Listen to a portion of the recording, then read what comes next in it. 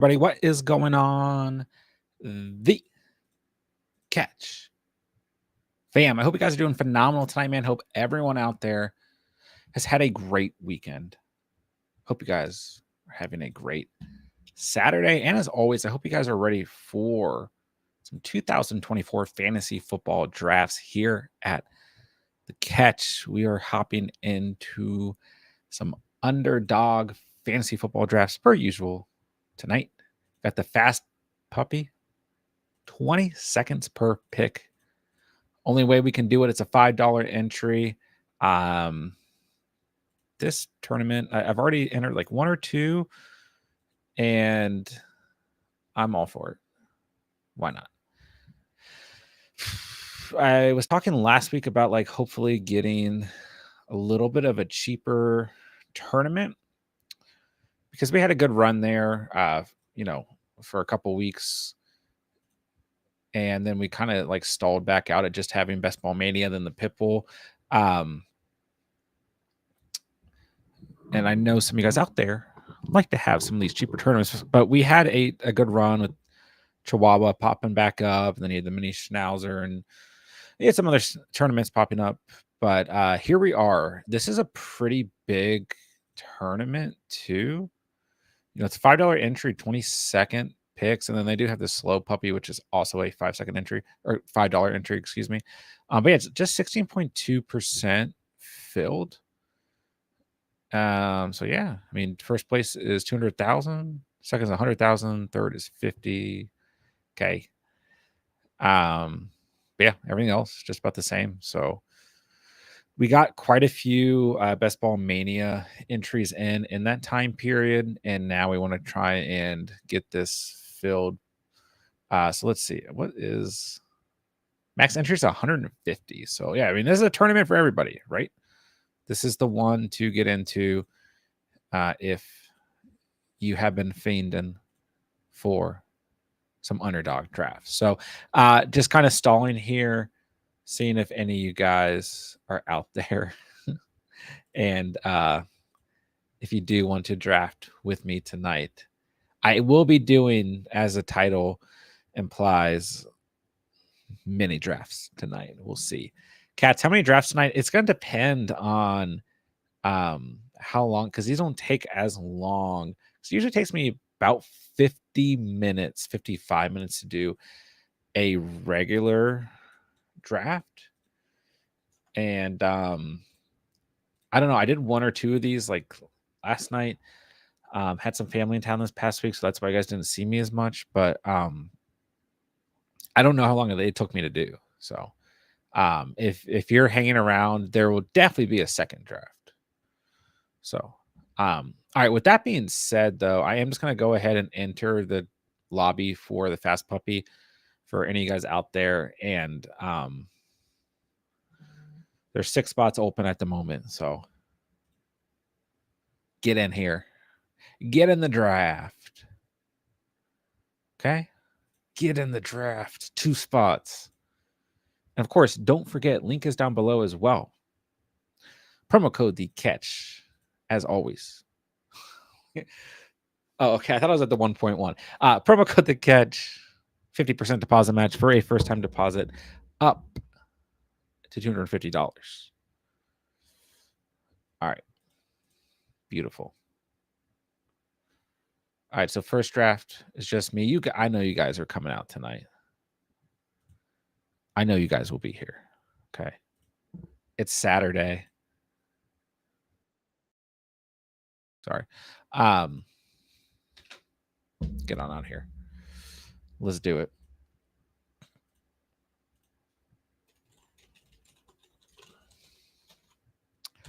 All right. Setting up here. There I am at the 1.9. Let's go. No early pick for me. I think the 2 drafts I've ran so far, an early pick and a later pick. I think I had like the 1.4 and 1.8. All right. Couple rules that I'm getting into. I'll probably make my first few picks and I'll let you guys know. Sorry, still getting set up on my other screen. Got to get the poll going for tonight. Cats, how you doing? Good to see you. I need you in a draft. Dude, you've been waiting for a $5 draft. Okay. I need you in here.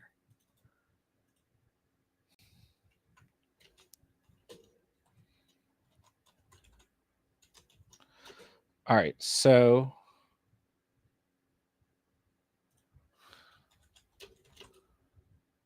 no news to speak of. Oh, by the way, Pete might be joining at some point. So that's why I'm not on Streamlabs desktop. I'm on the Streamlabs Talk Studio. You guys probably don't care. But the screen looks different than it does. But so, and also we might be seeing Pete tonight. Might have a guest appearance. Okay, I'm on the clock. Dang, I really wanted Brees Hall. I have no shares of Brees Hall. All right, whatever. Give me AJ Brown. Go wide receiver to start. But yeah, my rules. Okay.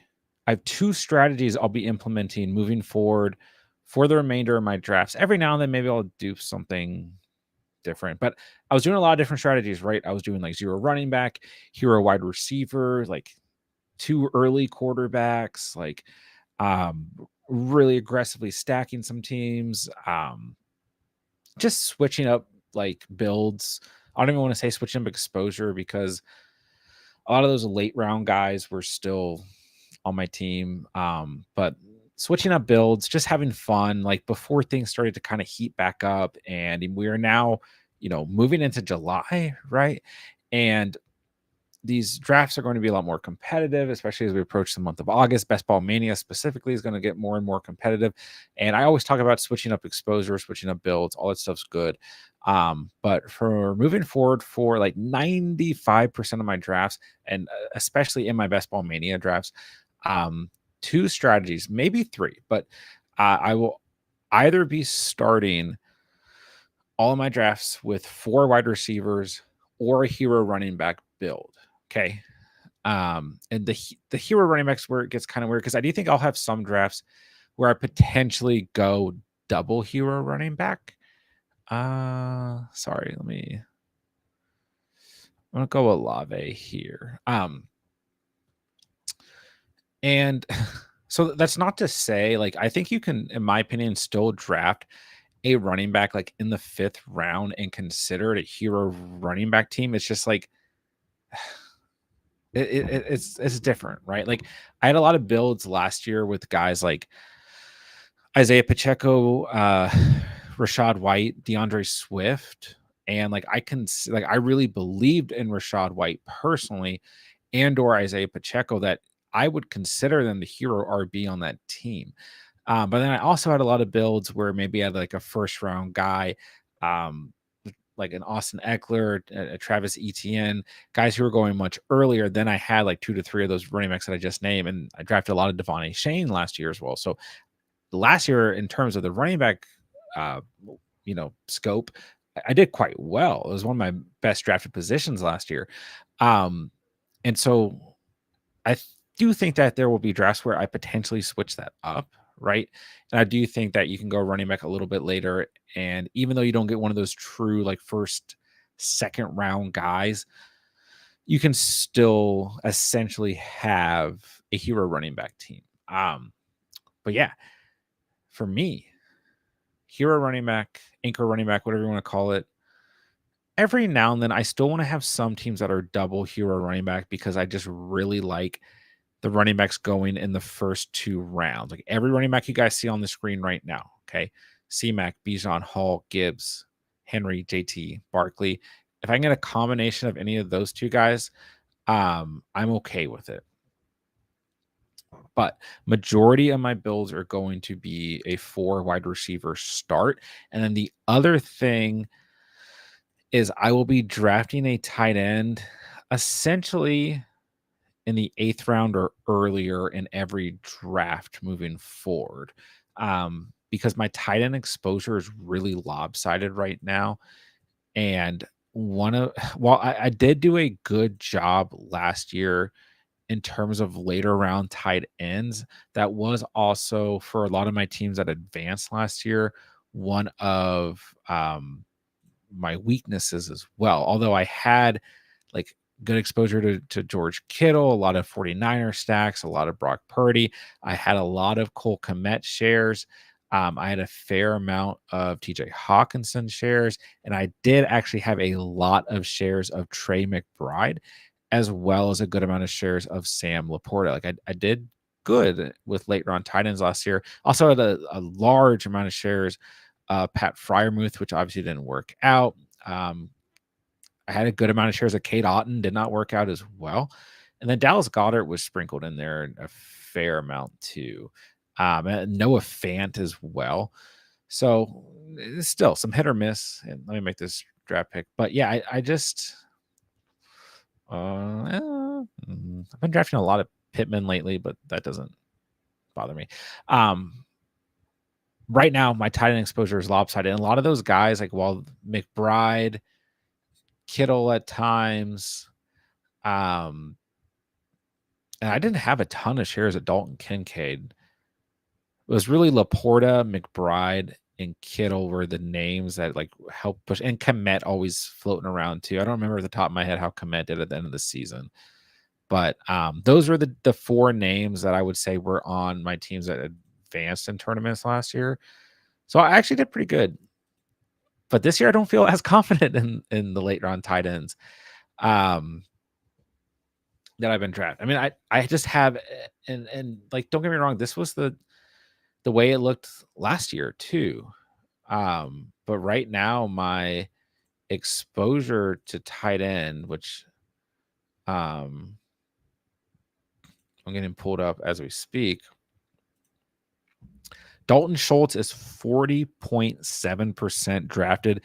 I just got that down 0.3%.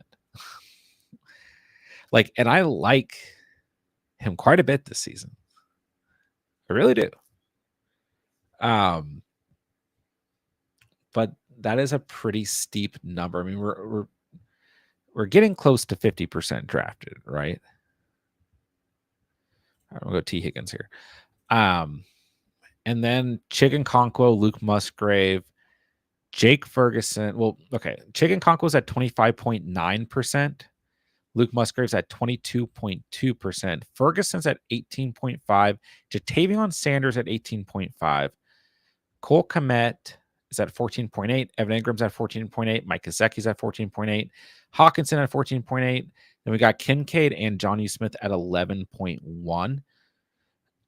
Then everyone else is at 3.7. So not even worth reading off, but you got plenty of different names in there. So I want to get the Kincaid number up for sure. And he's becoming a player who I'm seeing getting drafted a lot more aggressively lately, especially with like people are not afraid to go like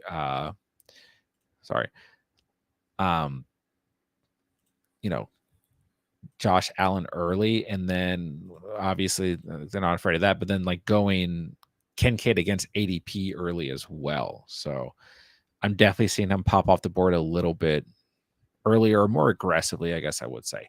Like some people are just going Josh Allen in the third round, then whatever fourth round pick they have, going Kincaid right away over Kelsey, over McBride, and even over Laporta at times, because once again, that stacking ability is just so valuable, right? So, but yeah, looking at tight end right now, and I really like Dalton Kincaid this year. Like in that top tier, Kincaid and McBride are two names that I really want to get my exposure spiked up on. And I have a very low. I don't think I've drafted Kelsey in a single. And like, don't get me wrong, like I'm not gonna overly like I'm not gonna reach for tight ends or like stray away from strategies that I've been running just to draft a tight end. Like I don't draft tight ends early. I just don't. Like I want to have more teams where I do that. But a late round tight end has always been a part of my build, whether we're talking, like building a dynasty team, whether we're talking about redraft teams, half PPR, full PPR, or whether we're talking about best ball.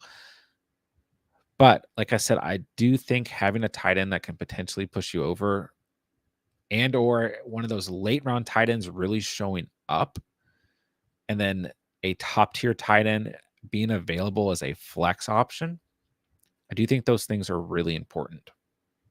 So switching up the tight end, going at least one tight end before the 8th round. And of course, this first draft already a little bit heavy at the tight end position. So I'm going to take my first running back here and Rashad White. And so, yeah, as long as I get a guy, Jake Ferguson or anyone else before him, I'm okay with it. And the guy who's starting to creep into a lot of my drafts because his quarterback goes very, very late. Kyle Pitts, he just got drafted. So never mind. I might have to go tight end at 64. Might see if Ferguson lands. And I think I might start going after some Njoku shares too. Once again, this is like a QB 2 or 3. Deshaun Watson's super cheap. Cats, hopefully gonna be able to get in one tonight. Just got to finish up something. I'll be here.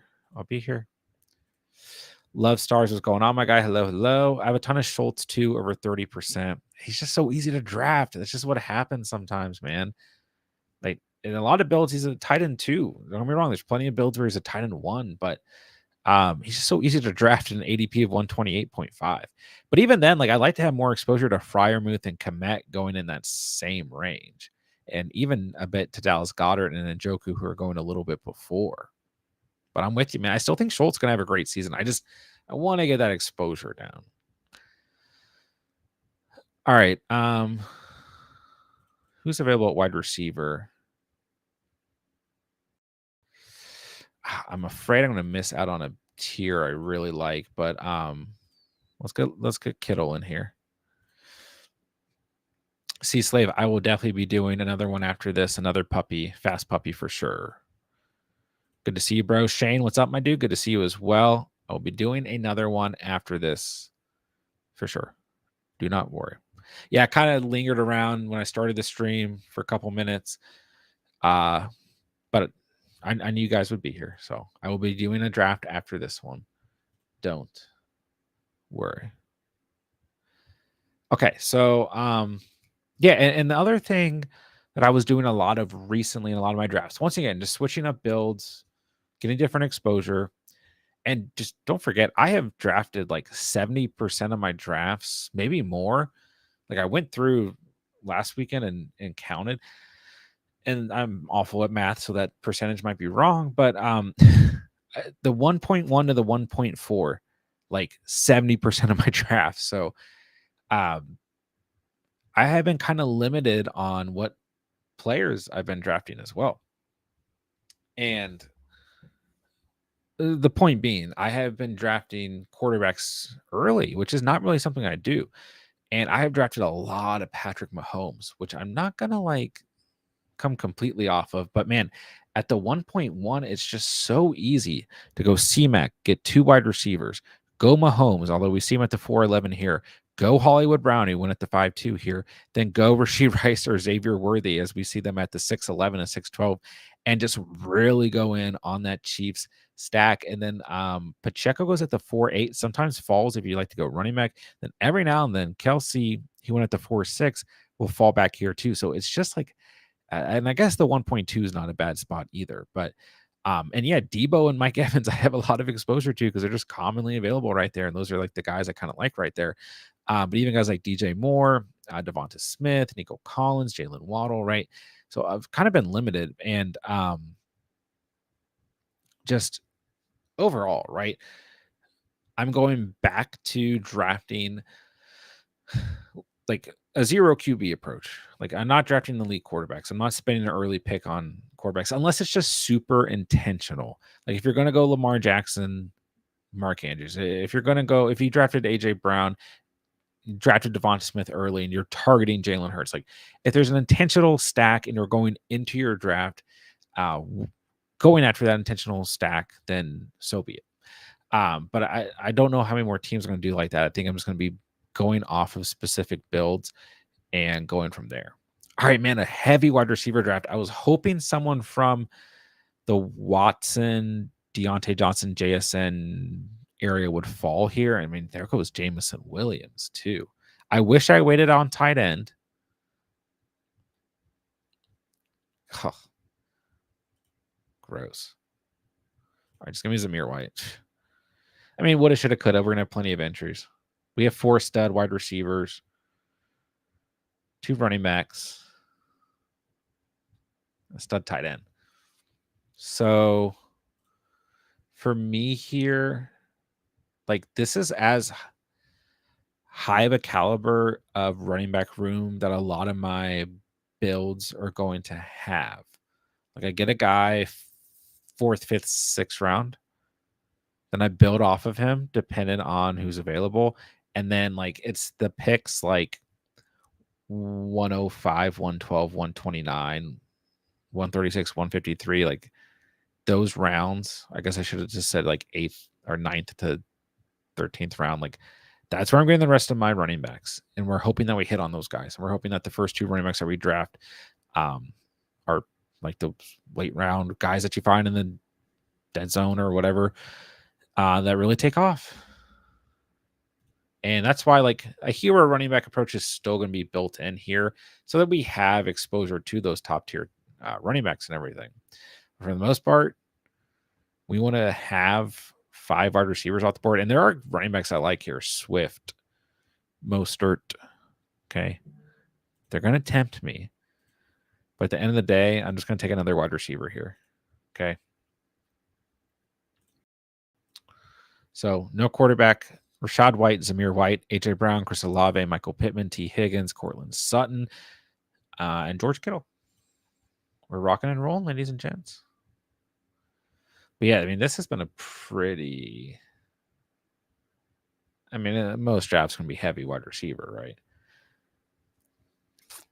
But yeah, we see wide receiver just a couple spots back from ADP.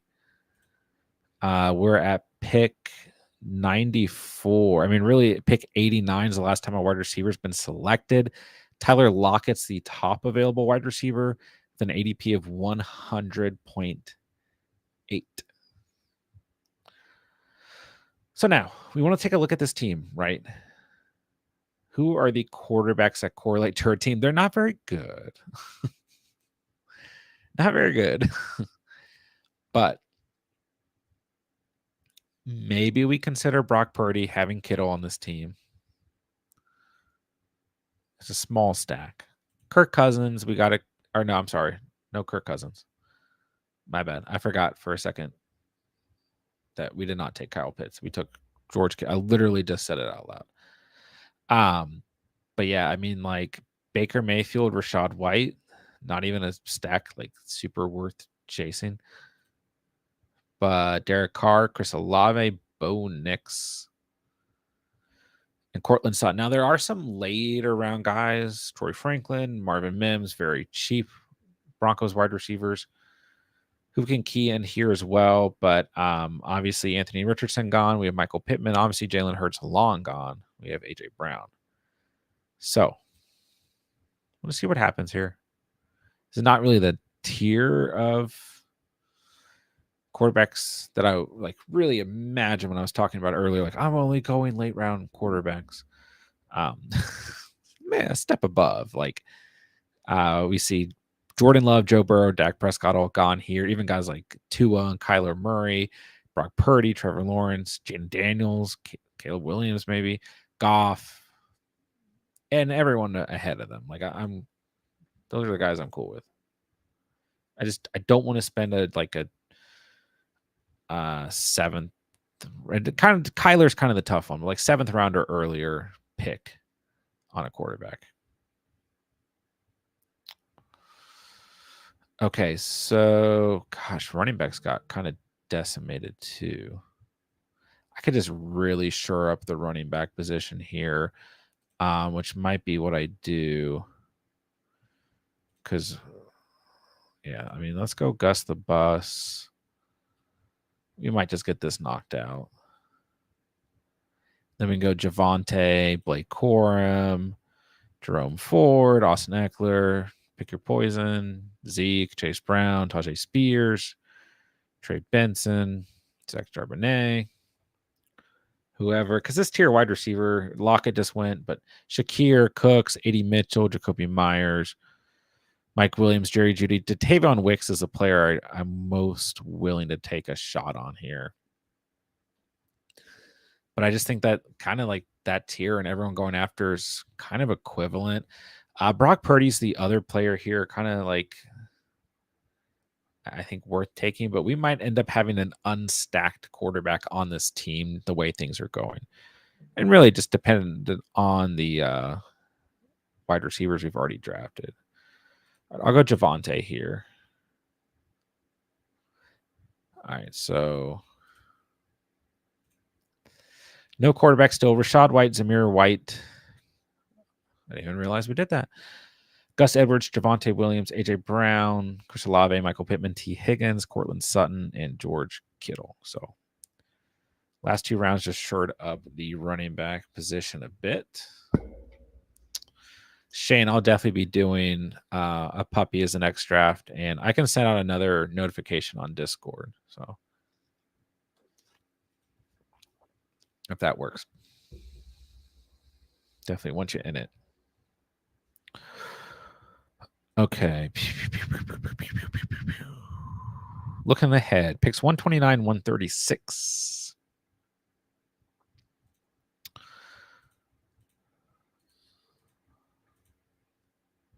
Sorry, quickly mapping out what I want to potentially do here. What is my exposure to Luke Musgrave?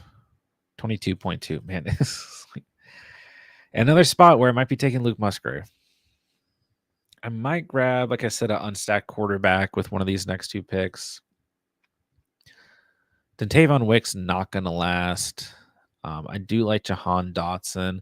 Also, like I've been more so than often feeling inclined to go Xavier Leggett and or Adam Thielen late. Leggett's ADP is 138. Thielen's is 158. And then just drafting Bryce Young. And if you already have Deontay Johnson, like we've talked about this, and then Jatavion Sanders is like you can take in the final round, you know, it's like you can really build like a Carolina as big of a stack or as little as you want. And it's like just really, really cheap. And maybe not all those guys hit. I would be kind of surprised if they do, but you at least get those theoretic points when they do happen.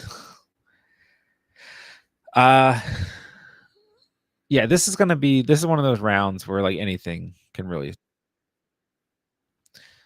Oh my gosh, look who it is. I heard somebody needed backup. We could call in backup, bro. We're 11 rounds in and we're just hanging out, dude. I just saw the title. I'm drafting till my eyes fall out or something like that. Well, it's at least a 20-second clock, so that's good. Should go by faster than usual. And every player that I liked in this round is gone. So I might just draft Tua here. I see at least 3 guys you like in this round, so yeah, it makes sense. Yeah, Ford, Wicks, Eckler. Yeah. Oh, yeah, there it is. That's exactly the 3. So I feel bad. Whoever drafted Tyreek Hill and Jalen Waddle, I just like screwed up their draft. But all the quarterbacks that correlate to my team like suck. So well, as long as you didn't draft Brandon Ayuk, who's now my least favorite player in the NFL. Yeah, I did draft George Kittle. That's good because he's the best. He's the shining star of the hit show receiver on Netflix out now. Yeah, I do want to watch that. I'm behind. And I heard the new Hard Knocks is like really good too. Yeah, on the Giants in the offseason. Yeah, it was okay. Basically, it confirmed everything I said about Drake May being the GOAT, but that's all. There you go. I did see some of the draft room stuff. Yeah. But yeah, my mom's in love with George Kittle now, so she's his new favorite player. That's how these shows work, dude. I know. I told her she can't have him. He's my guy. I've drafted George Kittle 3 straight years in fantasy in the house league, so can't have him. He's mine. I'm the only one that believes in Kittle. It's kind of hard to dislike George Kittle. I feel like as like a person. He's a crazy man. Good guy. Crazy Crazy guy. man for sure. Wild guy. Plays football. Football player. All right, I just drafted 2 players that made no sense, Tua and Gabe Davis. So there we go. I just know with some of these final picks, I'm going to draft some disgusting players. I've been drafting. I just talked about the late round Carolina stack. That's pretty easy to build. But lately, since I already drafted a lot of Cortland Sutton, I've then been drafting Troy Franklin or Marvin Mims, and with like my last pick taking Bo Nix. Because I'm like, you have to think of these teams that like are not like nobody's like going after them. So like all their players are like later round guys. Like Yeah. you think about a lot of the Texans players last year, right? All later round guys, and just all those like. Listen, nobody has the magic ball. The NFL is crazy, right? And you have to get exposure to some of these other teams, especially when they just come at such a cheap rate. Plus, you just never know when a team's going to randomly ball out. So I think Nico and Tank Dell went undrafted in my house league last year in yeah, the 12 team. And I had to pick. I had waiver choice. I had to pick Dell or Nico. I went with Nico. Nice. I was happy with it. I feel like I'd rather have. Dell got hurt what week? I don't remember. He was having big, like he had some big weeks in there though. But yeah, Nico was the more consistent. Like trying to win here. Sure. All right, man. So training camp is in like 6 days. It technically started today for the Baltimore Ravens. 13th. Rookies reported today. Let's go. Here. So yeah, rookies reported for the Ravens. You're right. On a Saturday. Yeah, it sucks. I think most people are next weekend though, the 19th, 20th. Yeah, if we're looking at veterans, the Bears report the 19th. I think that's the earliest. We went over this the other week. Yeah, they play in the Hall of Fame game against Houston. And they're a young team. They need to be there early. You know? Yeah, Caleb Williams needs as much practice as possible. Yeah. So they're going to be on the actual Hard Knocks. That'll be interesting. Hard Knocks is a good show. Hard Knocks is usually a good show. Yeah. And then what is it? The entire AFC North during the season, they're going to give us some love come December, which is fun. That should be the best. That should be the best division in football, but it never works like that. Never does. But definitely a division that hates each other. This is true. They do not. No. Hate is maybe an understatement in that division. All right, give me Musgrave here. Your boy. That's my boy. I have decided I'm no longer drafting Dalton Schultz. I have too many Dalton Schultz shares. That's fair. But we like Dalton Schultz on the channel. I do. It's I almost draft. I said at the beginning of the stream that I almost drafted him because it's just so hard to not draft him. He's just kind of always there. He's always there, and it's like, okay, he'll catch the ball. Literally always there. There's 3 receivers and a running back other teams have to focus on. Maybe he'll get the ball. I know. I do think he's going to have a good red zone year, but his reception floor might be, or I guess ceiling might be lower. But he's my most drafted tight end and Underdog by a large margin. And I have maybe you need to up your tight end stock. We're late. You're a late round tight end guy. Maybe we need to go in a little earlier. That's what I talked about at the beginning of the stream. It's a new rule for my my Underdog drafts. I had to draft a tight end, Jake Ferguson or earlier. Any of those guys. So I got maybe we'll work a little Ingram. Maybe get up to an Ingram. Maybe a Kincaid. Yeah. No, I went on a rant at the very beginning of the stream about this. So it's happening. And I had to hold off on Schultz for a while. Demarcus Robinson's my most drafted wide receiver, but it's like he went at 165 tonight. I mean, who cares? He has he's starting to get drafted a little bit higher, especially on teams. I mean, it didn't happen tonight, but teams that have like Cup, Puka, Stafford, right? Like it makes sense. But your late round running backs, wide receivers are generally always going to be your highest exposure just because they're so cheap. So I'm not going to fret about that, but I literally have a problem not drafting DeMarcus Robinson. But tonight we switch it up a little bit. I like this team so far. We got two at quarterback for no reason. Rashad White and Zamir White. We got the White Bros. Gus the Bus, Javonte, Chuba, AJ Brown, Chris Olave, Michael Pittman, T. Higgins, Sutton, Gabe Davis. That's a good wide Musgrave. That's a good wide receiver core. Yeah, going in on wide receivers. Dang it. Someone took Troy Franklin. I prefer Troy Franklin over Marvin Mims too. Me too. Yeah. And I think if you're like gonna theoretically go after a Bo Nix stack, Franklin's the guy to get because they have that chemistry from college, theoretically.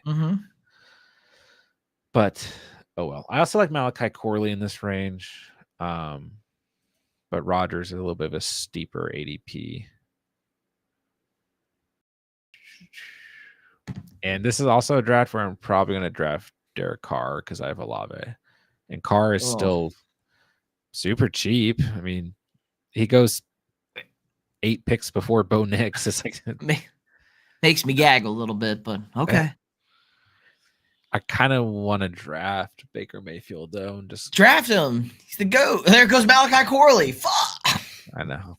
I'm going to draft Baker because we have Rashad White. He's going to dump off a couple, theoretically. And I could go Kate Otten if I wanted 3 tight ends here, if he slips. But I'll see if Marvin Mims falls. Probably just go Mims. But I don't know. I don't know. This is all throwing darts at the wall at this point. Yeah, I mean, it's like this. I don't even really think building. Well, I have Javonte Williams. Okay, that changes it. Maybe I will go Mims and try and go Bo Nix. Maybe I'll just do that over Carr. I don't even know if Carr is going to come back to me. He probably will. We got Luke McCaffrey. I'm the only guy with Olave, so yeah. I'm prepared to get sniped right here. This guy's going to take Marvin. Don't say the name. The rule is don't say the name. Okay, he goes Baker. There you go. Yeah, give me Marvin Mims. We can live with that. Shane asks, what content do you watch / listen to?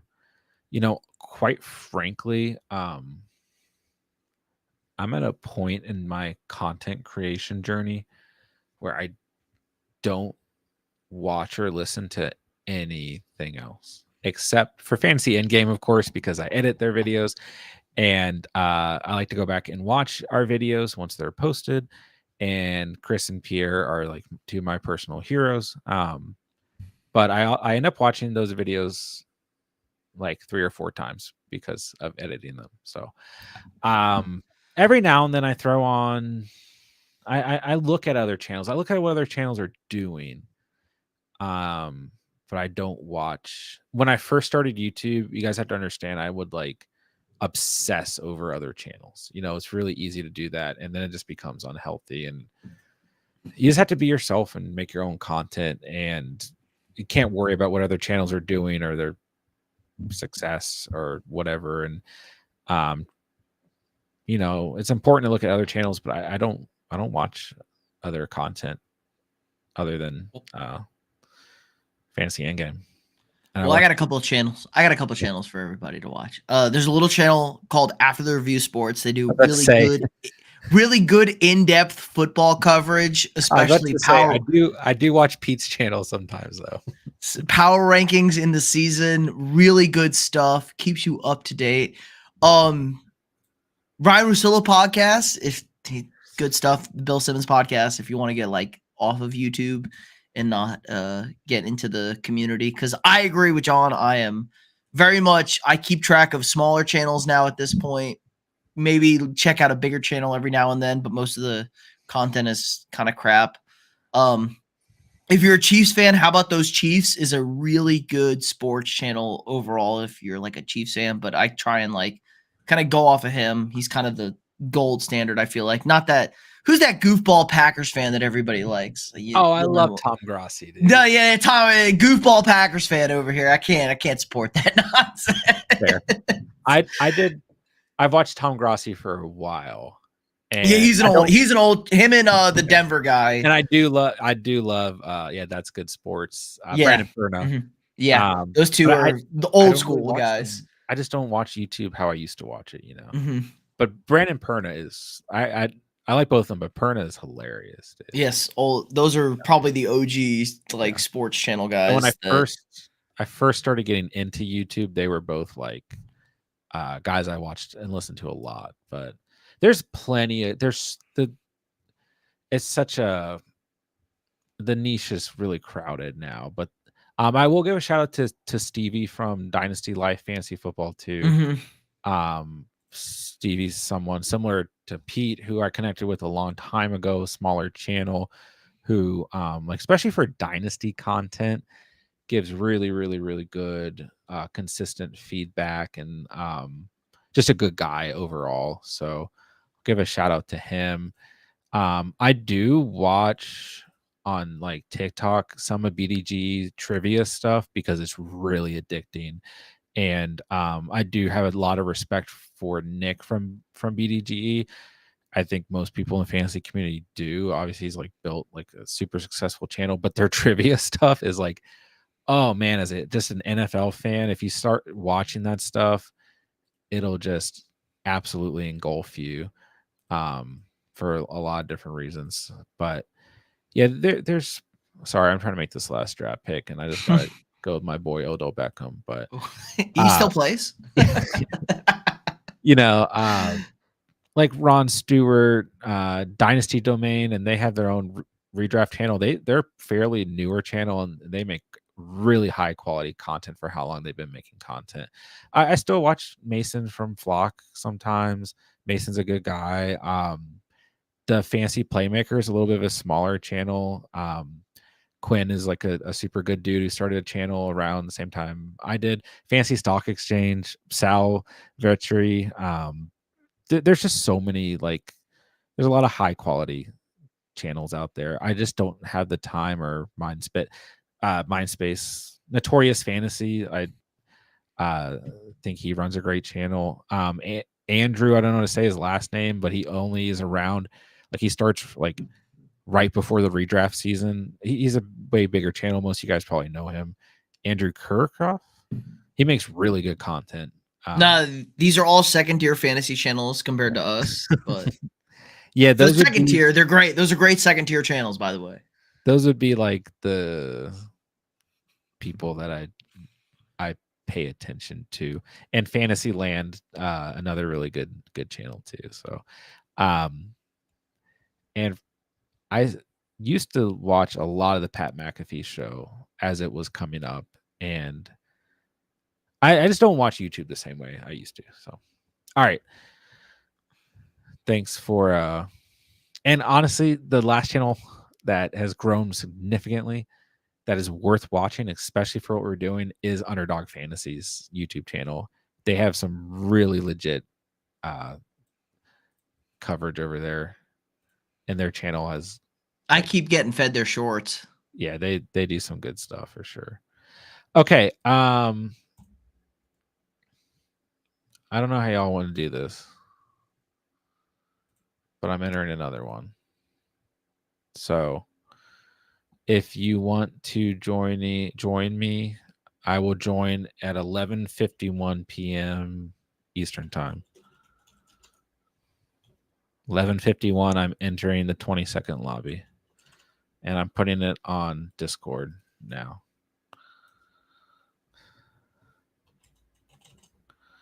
But I can't type and talk for some reason. Oh gosh, and I'm gonna miss it. Okay, I'm in the lobby. There's 4 spots. Get in the lobby. Get in the lobby, guys. There's 3 spots. Take the spots. All right. 2 spots. Get the spots filled, guys. Fast puppy, 20 seconds. Get in there now. 1 spot. Shane, I swear, Shane, if you miss this, I'm going to feel so bad. Oh, hold up. Shane is always trying to get in on Underdog. Shane, I swear to God. Oh, thank God. I didn't see his name at first, and he's in here. Okay. As long as J-Dub's not in here, I might have I a haven't successful seen draft. J-Dub tonight. We got Shane, we got Cats, and Sea Slave. Are you in here?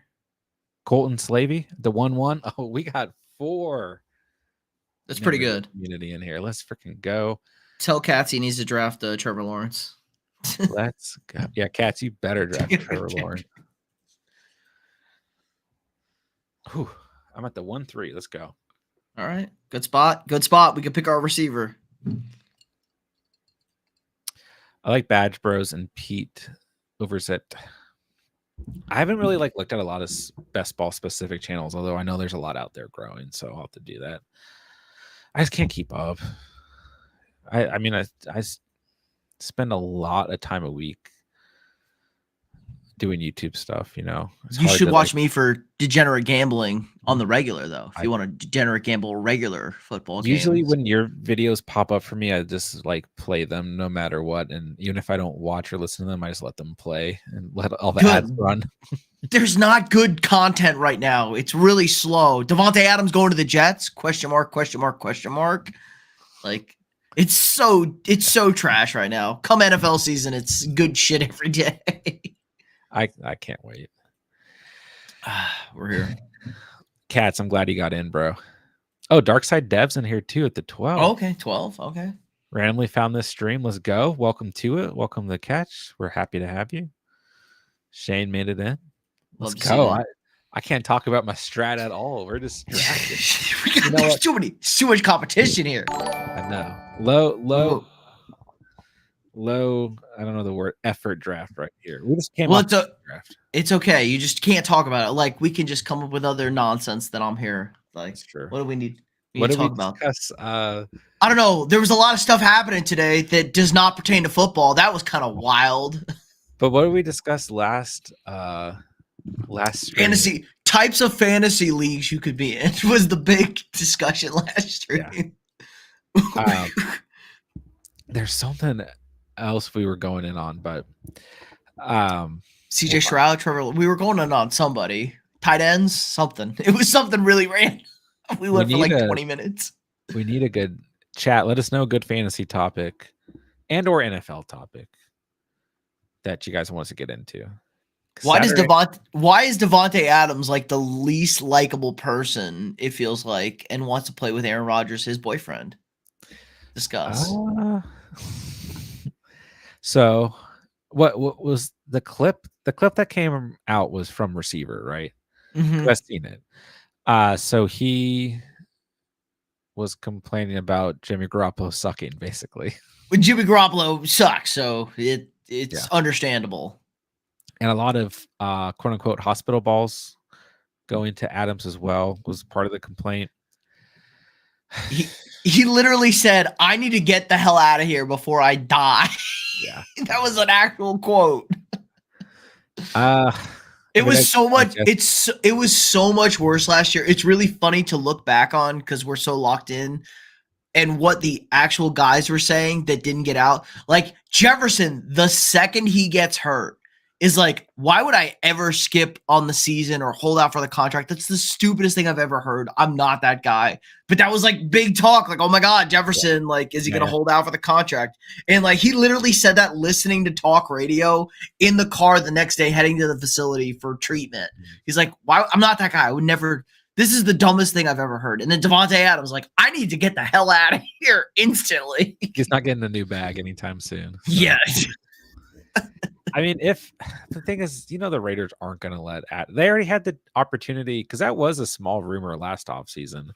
It's next year. So after this season, he can go. They can. So it would cost them $28 million on the cap with his dead number versus cap hit, but next season they would save about 17 million in the cap if they cut him or trade him. So I think he'll get traded next year out of Vegas because they're trash. And then it's like, what is Devontae Adams after another year? He's probably still fine on a ring. He's 33. He's old. But on a ring contending team, it's like he can contribute. It's like the Jets actually make sense, which is the crazy thing. Like if he comes in as the wide receiver 1/wide receiver 2 with Garrett Wilson, that's a really, because I don't know if he can be that guy, but if you put him with another really top tier receiver, that's a problem. But then is Rodgers still there is a question. Mm-hmm. So I tried to look at some other teams potentially who could use a wide receiver, like maybe San Francisco, if you get rid of Ayuk and you don't sign him, or Debo, one of those things. I don't know. It's kind of wide receivers.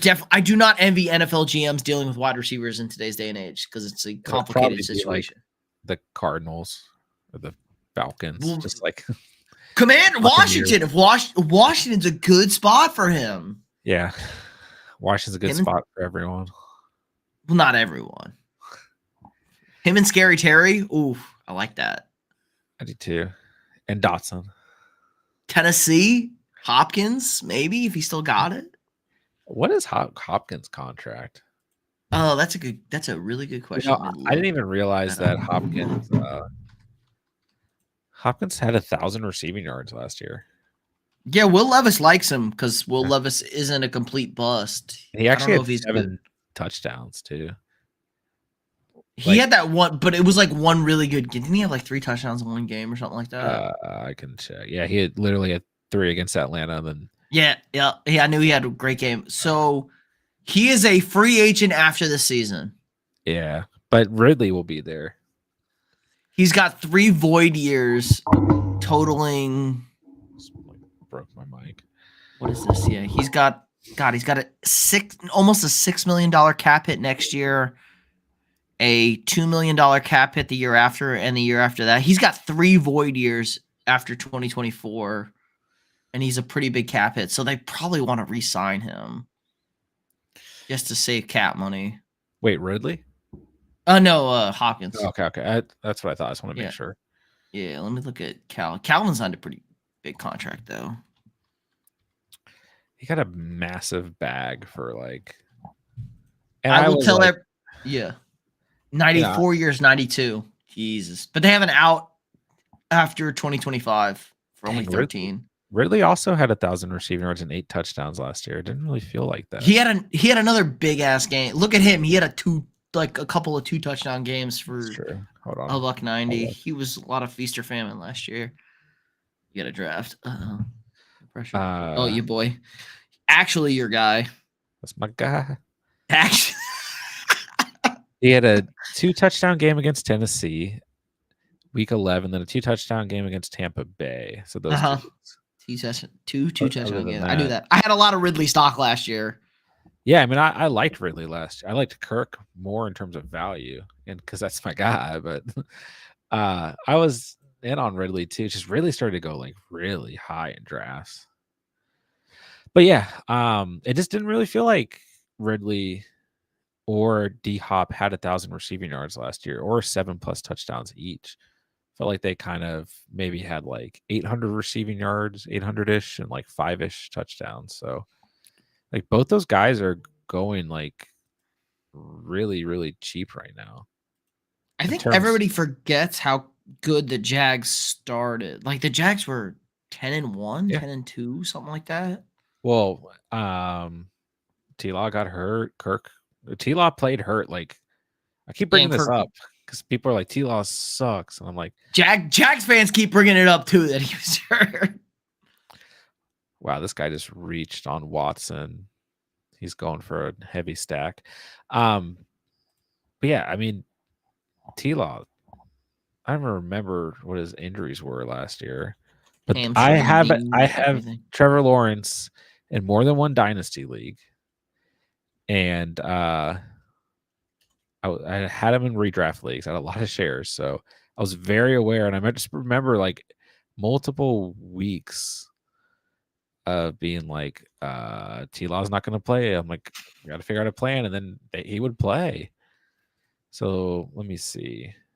I think I had a T-Law Murray stack in one of my leagues, and I was like, I'm just gonna play Kyler Murray at this point. Yeah. He bruised his knee week 6. He had a pedal ankle high sprain grade 3 in week 13. He had a concussion in week 15, and then he had a shoulder AC joint sprain in week 16, which he did not play after that. One of those was in a primetime game. I can't remember which one of those. One of those towards the end was a primetime. The concussion, I think. Maybe one of them. I just remember one of those was like night game. I was watching with the family, and we're like, "Oh man, Trevor Lawrence is out. He's like he doesn't look good." I think it was the concussion against the Ravens. Mm-hmm. And he played that game. Yeah, that would sound right. That would be like. Then he got the shoulder, the AC joint. Yeah, but those are a lot of, and that's once again like you look at the quarterback position, like they get paid to play through this kind of stuff.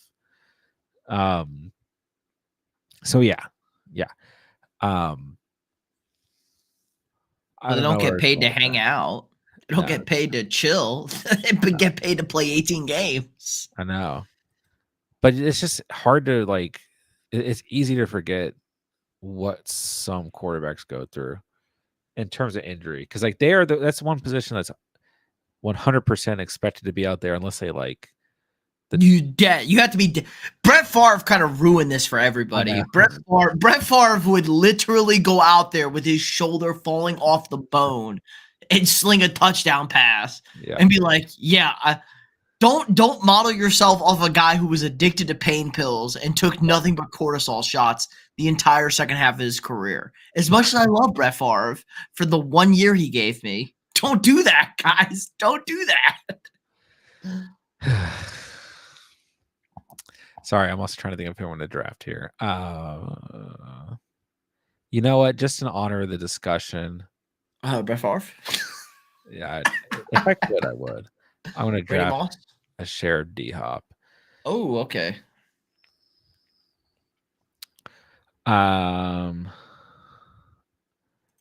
Fade the Noise makes a good point for tonight's poll. It's who has better hair, T-Law or Kittle. Herbert. Oh, Kittle. I know. I was like, when I made the polls, like I know I'm forgetting one other player's cool hair, and it's Herbert probably should be in there. Herbie and T-Law would be the.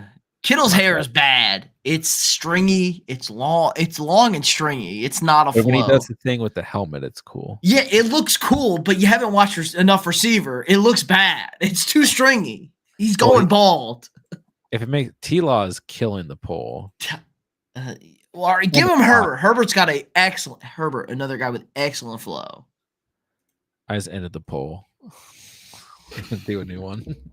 What's a new one? Who has which quarterback has worse hair? No, we're going back in on the hair. Oh, all in on the hair. Saturday night. Herbert. Dude, I feel like it's still T-Law. Who has the best? Yeah, I would probably. Who has the best beard? Is there a good beard? We got any good beards out there? You don't see a lot of the helmets, you know. Yeah, that's fair. I feel like Kelsey's got a good beard. Yeah, but he switches it up. Sometimes it goes away. Whatever Mama Taylor wants, he does, and I think she likes a little scraggly, if you know what I mean. Mustache. She likes a little scraggly going down. Everyone thought T-Law broke his ankle, then he just comes back the next game. We're complaining about him not meeting expectations. Trevor. Yeah. It was just going back to the point. It was like talking about the Jags at the beginning of the season last year. It was just an up and down season for them, man. It's funny because you and I had like a ton of Jags. Like we were all in on the Jags last year. I still like the Jags I like T-Law and Kirk, like long term. I think those guys and Ingram, I think they're all and ETN. Like I like all these guys. So this is the problem. Like everybody, like we're getting to the point of the season where everyone's going to make division picks and playoff picks. 7 teams. I repeat, 6 to 7 teams in every conference are going to be a new playoff team. So you got to find those playoff spots. Like we get a ton of turnover. So look at teams like the Jaguars. Maybe Houston takes a step back playing a first place schedule. The Bears, the Packers, the Commanders. Cincinnati is the easy one. Like the Bengals are the easy one. Like, oh yeah, that's the team that didn't make the playoffs that's getting in the playoffs this year with a healthy Joe Burrow. So it's everyone thinks it's easy and it's really not. Definitely not. And I just got one of those feelings this year we're gonna see some switch ups happening too. Jags, perfect. That's a perfect team to pick. Like they miss the playoffs, they win the division this year, win 2 playoff games, get to the AFC Championship game, lose to Joe Burrow. Yeah. I'm trying to pick one team. The Browns. The Browns made the playoffs last year. The problem, yeah, they lost to Houston week 1. You're right. Yeah, that's the problem. Like the Browns would be kind of a tempting one, but it's like no, they made the playoffs. They got bounced.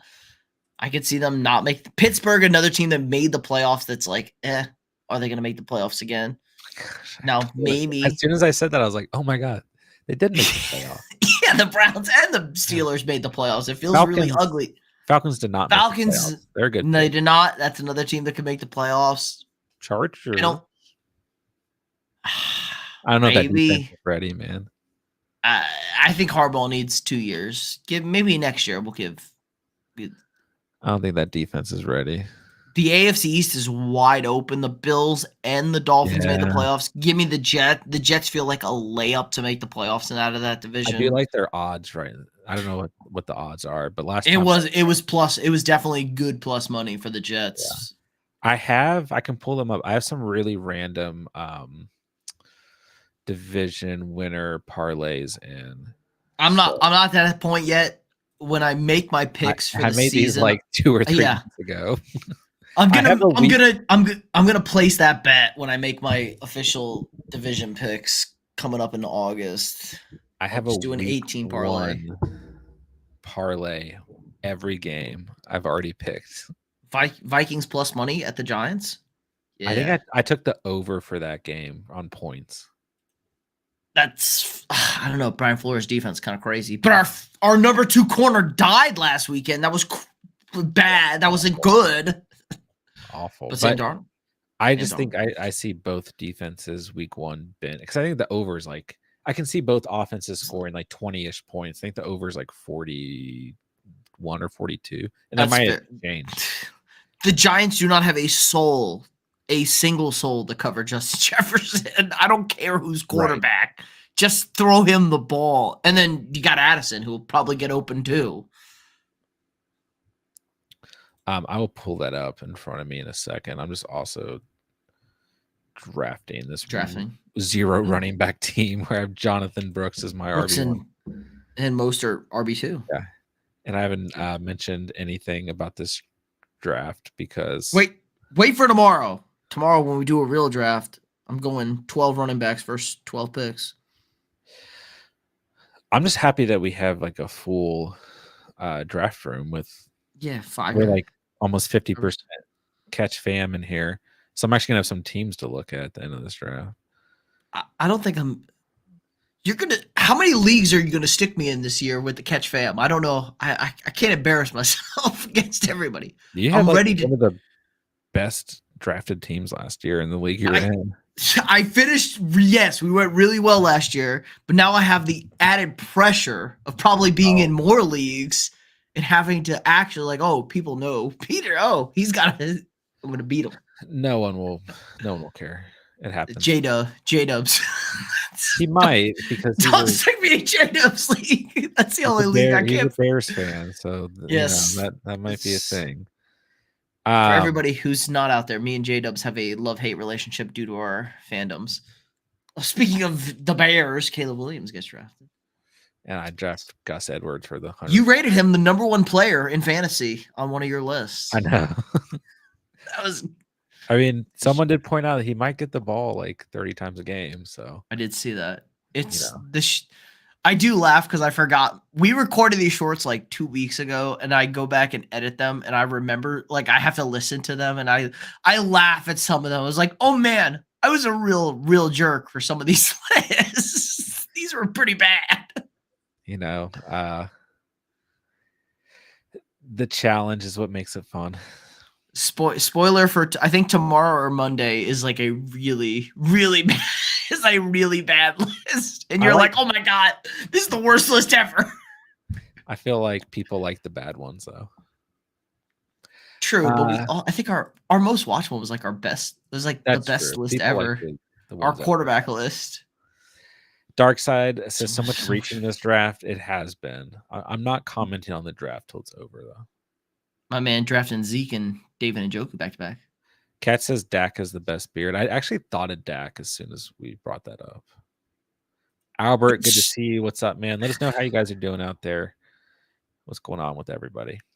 It's not strong enough. I watch too much hockey. It's not. It's clean, but it's not. Style.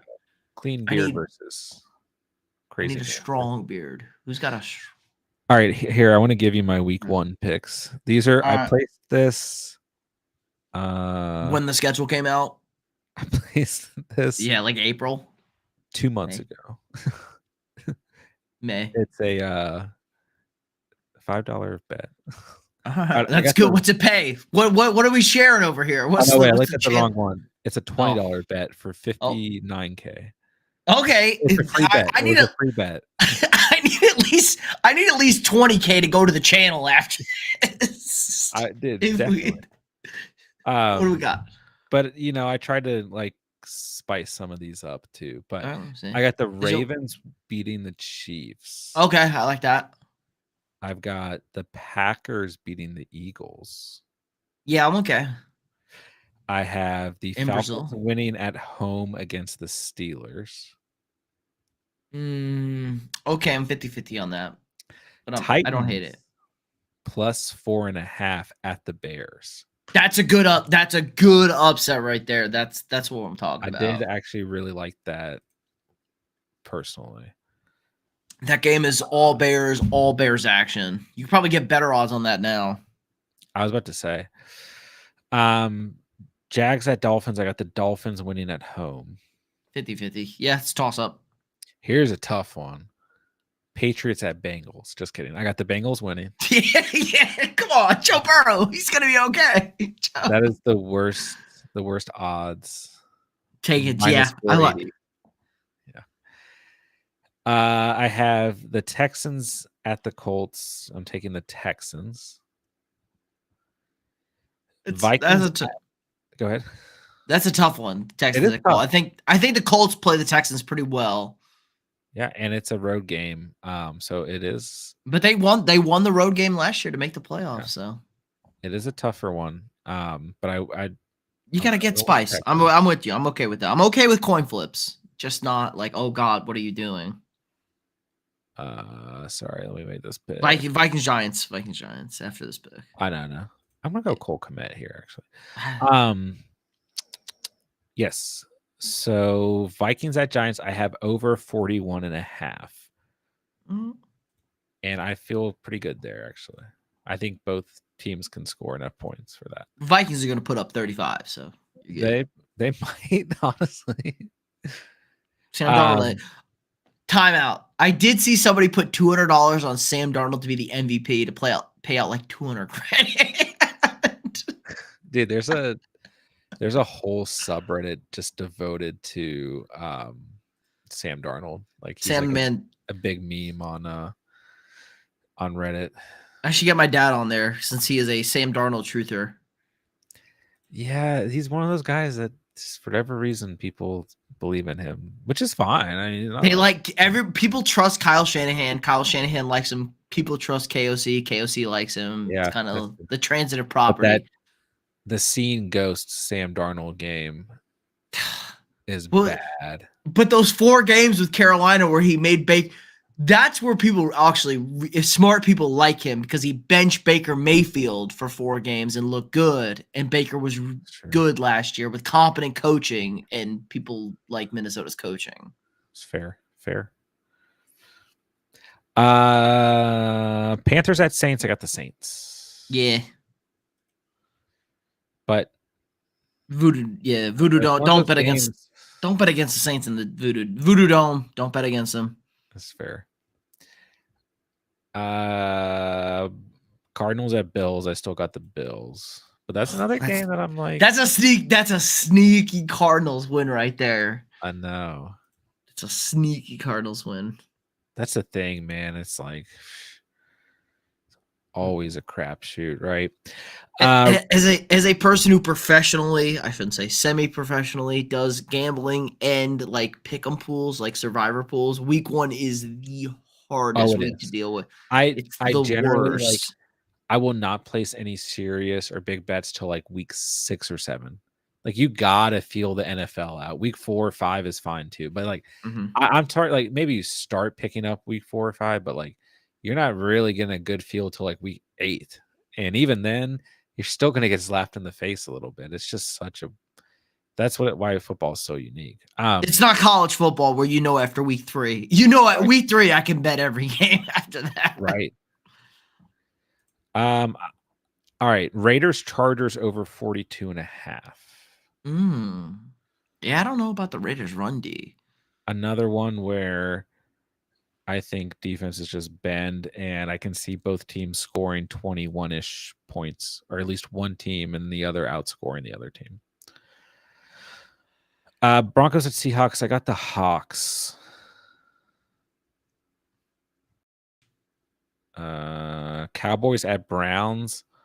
I went Cowboys, but I don't feel as good about that. I kind of like the Browns in that game, honestly. Yeah, I do too, actually. Tom Brady's on the call. Dude, first game. I'm excited to listen to Brady. I'm not going to lie. Me too.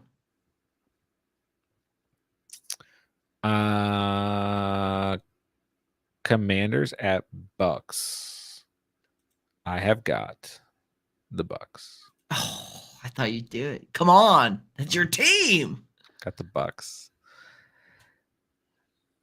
And I do think I feel pretty good about that one. It's a road game for the Commanders. Yeah, that's fair. First game, Jaden Daniels, road game. That definitely matters for a rookie quarterback. Rams at Lions. That's going to be a fun one. That was a great playoff game. I still went Lions here. I think that's a coin flip game. So that is a tough game. What's the line in that game? It's -1. Yeah, it's a coin flip. Yeah, that's tough. Jets at Niners. I'm still going Niners. On Monday Night Football? You don't think the Jets on the road on Monday Night Football? What are you doing? I mean, I could definitely... No, there's no shot. If the Niners lose that game and the Jets win that game, it'll be like the Lions beating the Chiefs last year. It'll be like, oh, shit. What are we... We're in for something here. But that's the type of stuff that happens in the NFL. The Niners are so good at home. I think the Cardinals-Bills is our big week 1 upset. I like that. I do think that's a game that could definitely be upset.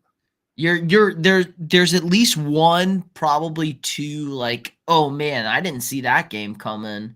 They're always like, I think it was like last year it was Pittsburgh, San Francisco. It was like, oh, that's gonna be a really good game. Like that should be a close game. I could see Pittsburgh winning that game.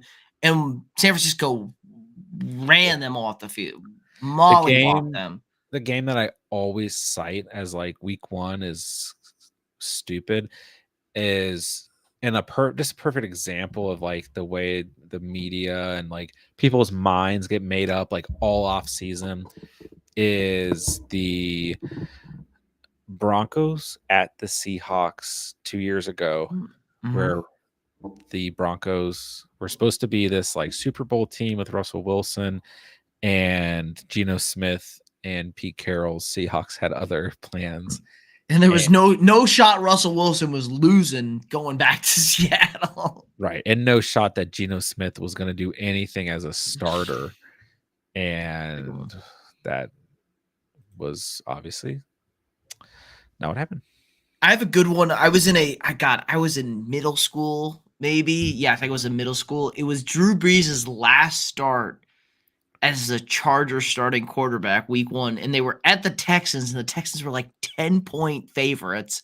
And it was I was in the survivor pool for the first year, and I was like, oh, the Texans, lock it up. We got this. David Carr's the quarterback. They finally got an offensive line, Andre Johnson, and Drew Brees went in there and whooped their ass. Yeah. It's just the NFL landscape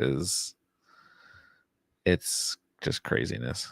It really is. But you're drafting Bryce Young over here. What are we doing? What's going on? Bryce Young's my boy. I have Kyler and Aaron Rodgers, and I just, two guys both injured in the past 2 years. Give me Bryce Young to back him up. It was a younger Carr. Okay, I'll take Young. Young maybe has a breakout season. Yeah. I'm gonna go Braylon Allen here. Because he's been getting a lot of buzz lately. Yeah, just give me 2 Jets rookies, and at least. Why is he getting so much buzz when Brees is 2 years removed from the ACL and he's he's Brees. It's the same reason, because people are like, Brees might get hurt because he got hurt once in his career. One knee injury that like literally every running back has gone through. It feels like it's like pitchers and Tommy John in baseball.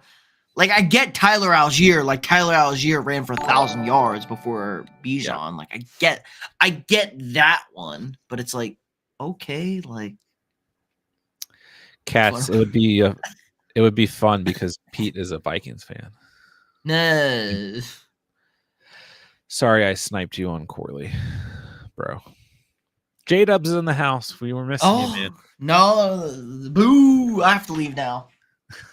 Thank you for gifting a 1-month membership. It goes to Cats. All right, for those of you guys out there, I will be drafting one more team after this. Here's a look at the squad. Kyler, Rodgers, and Bryce Young. Jonathan Brooks, Raheem Mostert, Gus Edwards, Austin Eckler, Braylon Allen. 0 running back team.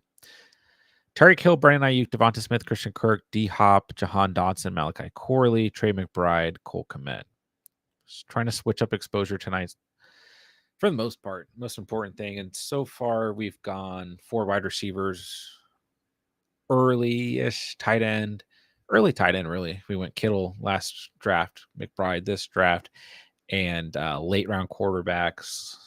Kyler a little bit earlier tonight, and then this was a 0 running back build. First build for the stream was a hero running back build.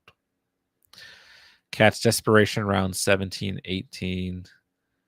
Carr and A.T. Perry. I love it. I have added A.T. or I drafted a team the other night where I went in on the Saints. It was a weekly winners. And I felt dumb for not going A.T. Perry with my final pick. I went Taysom Hill instead. And yeah, I don't want to talk about it. All right, final pick of the draft, and I'm probably going Zay Jones. Or no, always forget Rondale Moore is on Atlanta.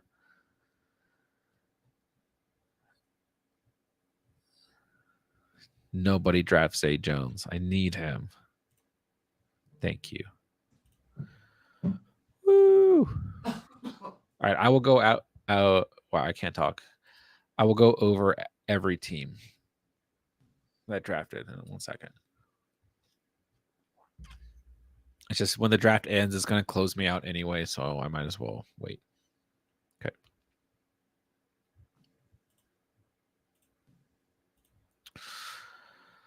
All right. Colton drafted with us. Got Purdy and Mayfield. Beautiful. You got Purdy with C-Mac and Debo and Kittle and Pearsall. Beautiful. Baker, Moneymaker with Mike Evans. That's enough. So quarterbacks are fine here. Good ADP on your quarterbacks, right? C-Mac, Etienne, Moss, Chandler, Bucky Irving, Audric Estime. Fine. Debo Evans, Allen Lockett, Myers, Pearsall, McCaffrey, Luke McCaffrey, Devontae Walker, Kyle Pitts, and George Kittle. So I'm fine with this team just because you have 2 stacks and 1 heavy stack. I actually think your wide receivers are fine. Running backs look good. You got 3 guys like who are obviously going to be starters. Chandler's a good later pick. But the main thing is that this is like an intentional stack. Good squad.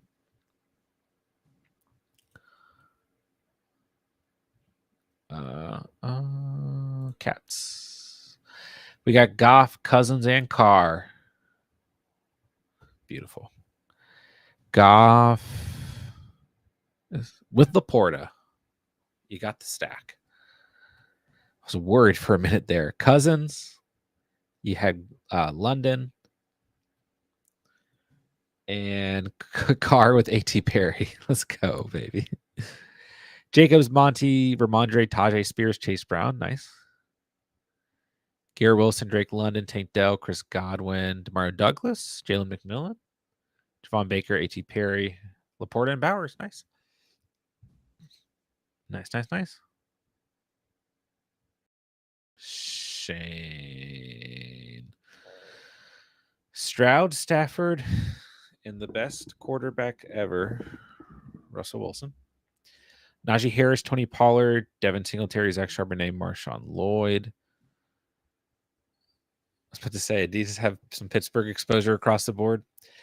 Puka Nacua, Nico Collins, Michael Pittman, George Pickens, Hollywood, Mims, and Boyd, Schultz, Fant, and Gesicki. So Stroud with Collins, good. Staph infection with Puka, good. Man, he should have targeted Demarcus Robinson on this team. Russell Wilson with Najee and Pickens. Good. 3 stacks. Hollywood Brown is your wide receiver 5. This is a good squad. Yeah. I like this team a lot, Shane. All right, then Deb. I'm back. Hey, Pete. No, it's trash team. Wait, what? That's our new subscriber. We can't say that. Lamar and Deshaun Watson sticking with the same division there. Lamar's with Zay Flowers. Damn. Watson's with Njoku. So stacks once again. Good stacks for every team that you guys put together. JT Connor, Zeke, Rico, Elijah Mitchell. Good enough. MH Jr., Flowers, Adunze, Deontay, Curtis Samuel, Downs, DeMarcus Robinson, Malik Washington, Njoku, Johnny Smith, Dawson Knox. 2 stacks. Good enough wide receivers, good enough running backs, good enough tight ends. You guys all threw together good teams. John competed with Nick Bosa for best shoulders in the NFL community. Dilf, thanks. What's up, Bunny Hop? Good to see you, bro. Kind of inevitable to do the Niners stack when you start with CMC. Yeah, your team. All in on the Niners. Love it. Dalton Cham's a huge reach because of my Q mess up. Happens. It's a cat's. How did I rub it in? Oh, because of Goff. Yeah, he's scared me. And yeah, Pitts got taken from you. No Olave. It's okay. Your team's fine. You know what should get rubbed in? Halo Top chocolate chip cookie dough ice cream. Oh, is that what you're eating? Yes, I was gassing it up last night. I had some. I had the birthday cake. It was delicious. That birthday cake was really good too. It's my second favorite.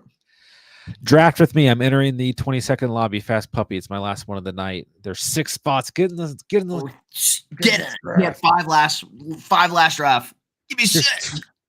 I think we just filled this draft. You guys better be in here. If you're not in here, we don't love you. I'll see anyone's name. Oh, Colton got in. Nice. Colton's goat. How hard did JID spaz on fuel? Very hard. The new Eminem album is fantastic and feels like my favorite workout song.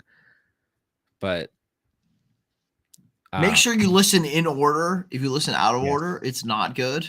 Yes, and it's actually like you have to listen in order and you have to really pay attention, and then you need to read like a synopsis of the album to understand what you just listened to.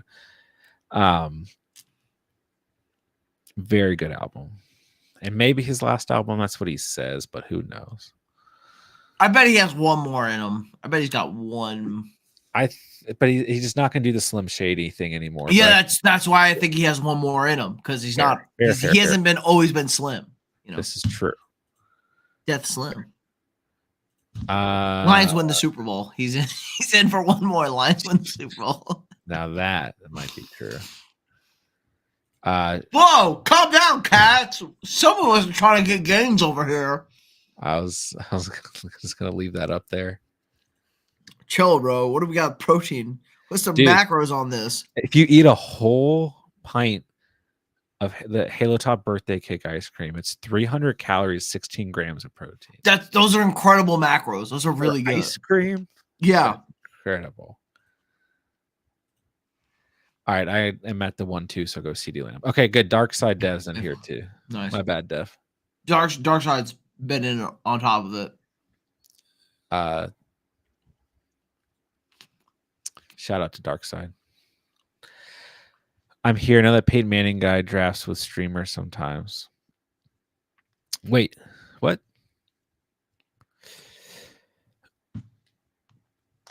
What Peyton Manning guy?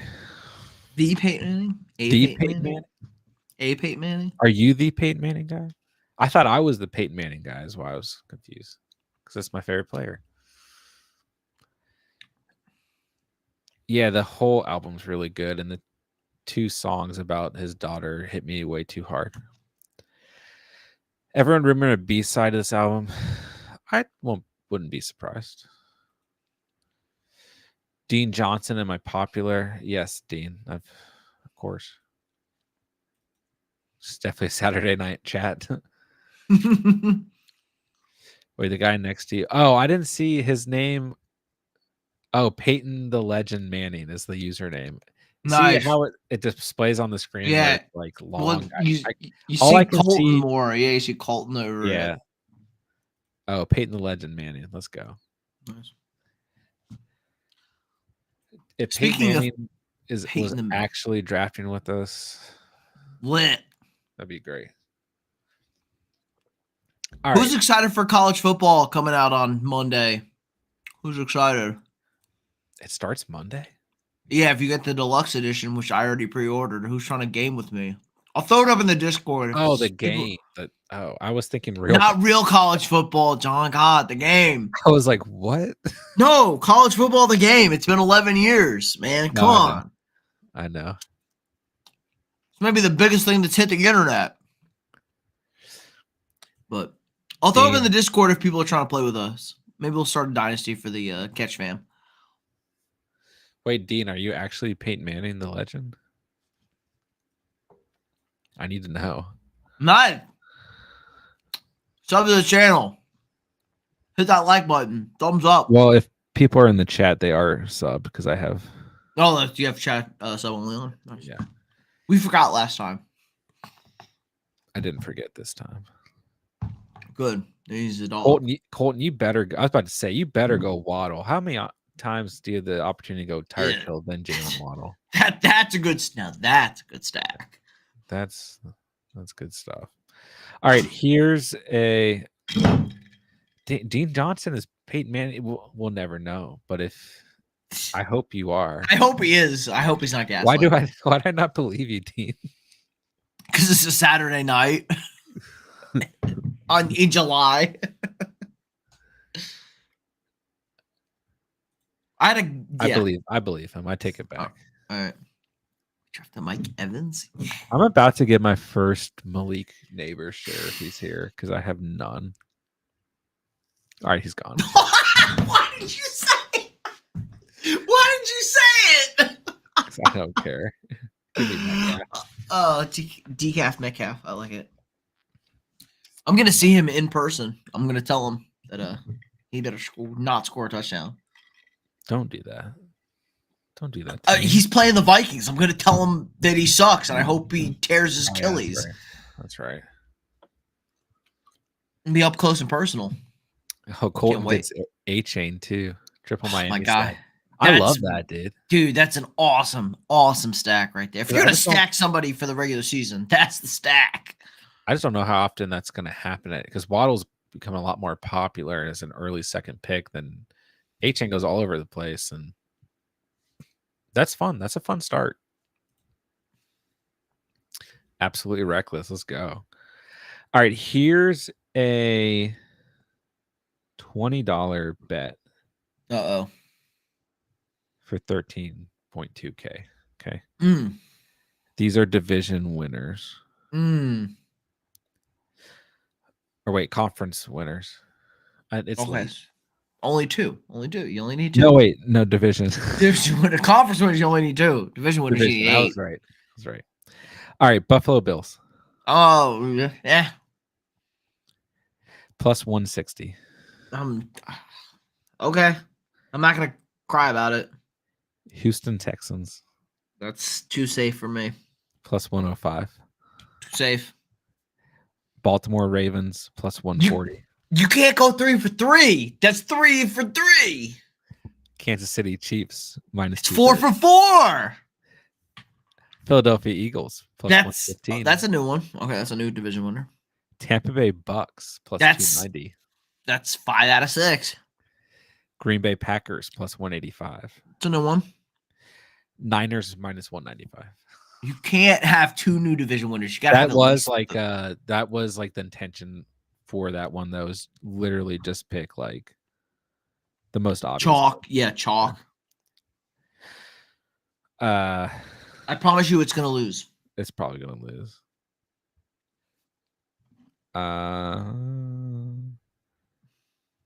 Hold on. Let me find a spicier one. DraftKings sponsor us. FanDuel sponsor us. We'll make more reckless bets on your channel. Oh, man, you're not gonna like any of these. All right. $20 for 7.6.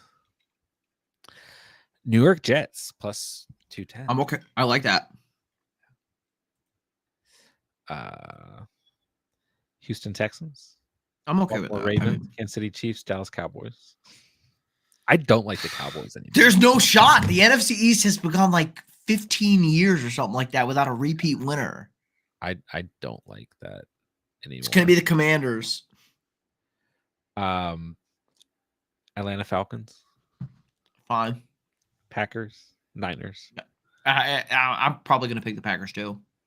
Yeah, that's about as spicy as it gets. If you really want to get real spicy, I pick the Rams or the Cardinals to win the West.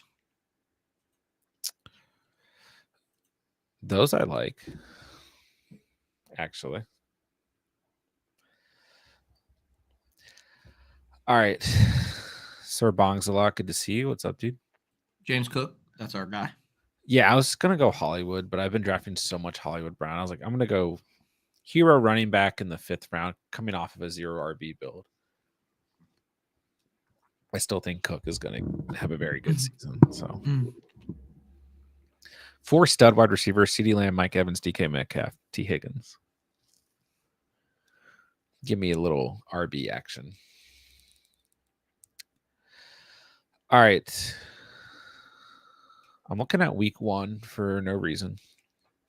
Well, it's the first week up, so it's true. The first week we'll discuss. It's the first week that actually matters. Yes.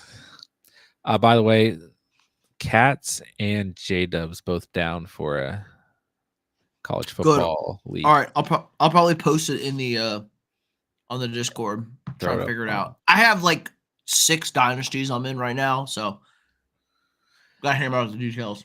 Just for fun, probably try and be kind of casual. I don't want to be sweaty. I'm already in a sweaty dynasty. Well, if there's 2 subscribers you need to go against, it's J-Dubs and Cats. Good. I haven't played since NCAA 14, but I'm ready. We're ready? This is what I grew up on. You guys aren't ready? I discovered Teddy Bridgewater as a quarterback. That's all I want to know. I haven't played college football. When was the last year it was out? 14. It's been a long time.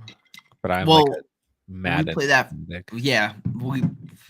That's when I switched. We played NCAA 14 forever because A&M, we were at A&M and Johnny Manziel was a 99 overall in that game or like a 98 overall. And we just ran like read option Oregon's offense with Johnny Manziel. It was a real problem with Johnny Manziel and Mike Evans. Nobody could stop those two. Yeah, I would imagine that was a tremendous amount of fun. I had one of them on, oh my gosh, what was it? The PSP, whatever Sony's handheld was. PSP, go. Gosh, dude, I used to stay up super late playing it though. That was a system way before its time. It was.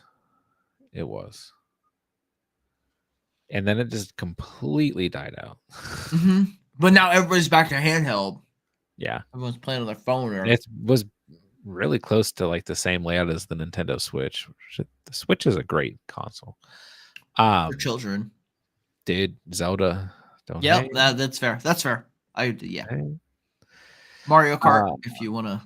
Don't hate on Mario Kart. Mario Kart or Smash Bros. If you want to like pick a fight with your friends. Smash Bros was great too, but then I don't know because I didn't even play the second Zelda. I played the first one, which was great. I just never had time to play the second one. Oh, the second Breath of the Wild. I played the Smash Bros all the way through. It had like a story mode, which was great too. Well, were you a child of the N64? Yeah, or is that like too super heavy on N64? So both what was it? Ocarina of Time and Majora's Mask on. Yeah, those are like two of my favorite. That's what I grew up on over here playing on the N64.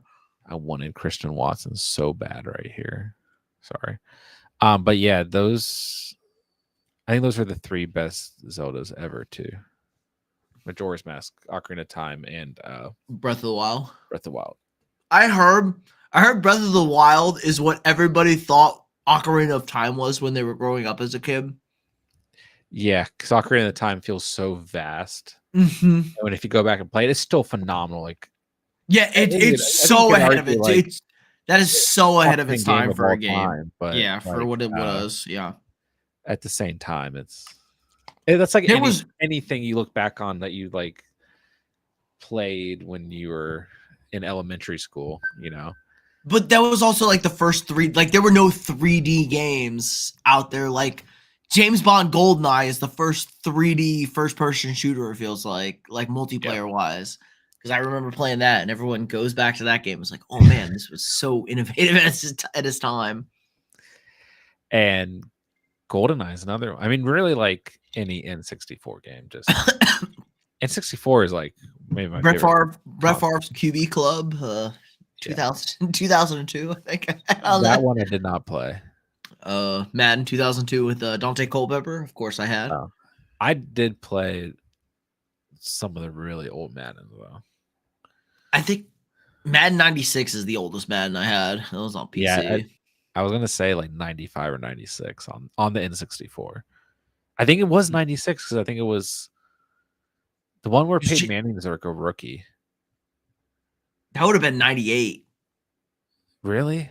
Yeah, him and Randy Moss were in the same rookie class. Okay, then that's the first one I played, which makes sense because I'm a little younger than you. We have Madden, but we had Madden before people were on the cover. It was just John Madden, John Madden on the cover. Sure. Backyard sports. Yeah, I went when I first started this channel because I used to play Madden on the channel. I went back and played some of the old Maddens, and they are not as easy to play as you might remember. I just remember Madden 05 when they put in the hit stick, and it was like looking at the graphics like, oh man, these are the most realistic graphics I've ever seen. What is it going to be like in 10 years when graphics are like, it's going to be like in the game. Crazy. Now, Madden hasn't changed in literally 10 years. Yeah, probably since like 2018 or something like that. It's been the same game. Literally the same thing. Just player names and ratings change. Sad day. Sad. Very sad.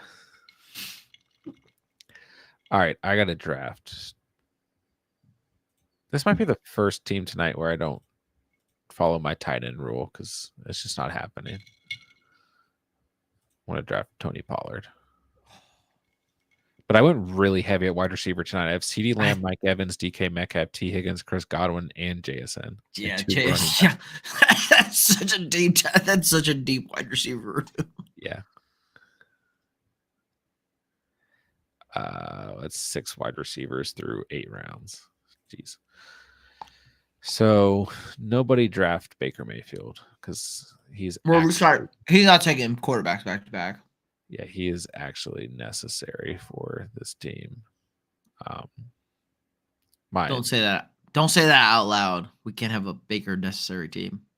Oh, I guess I'll just draft. I do like Jameson Williams here. I'm going to do it. We're going super aggressive at wide receiver.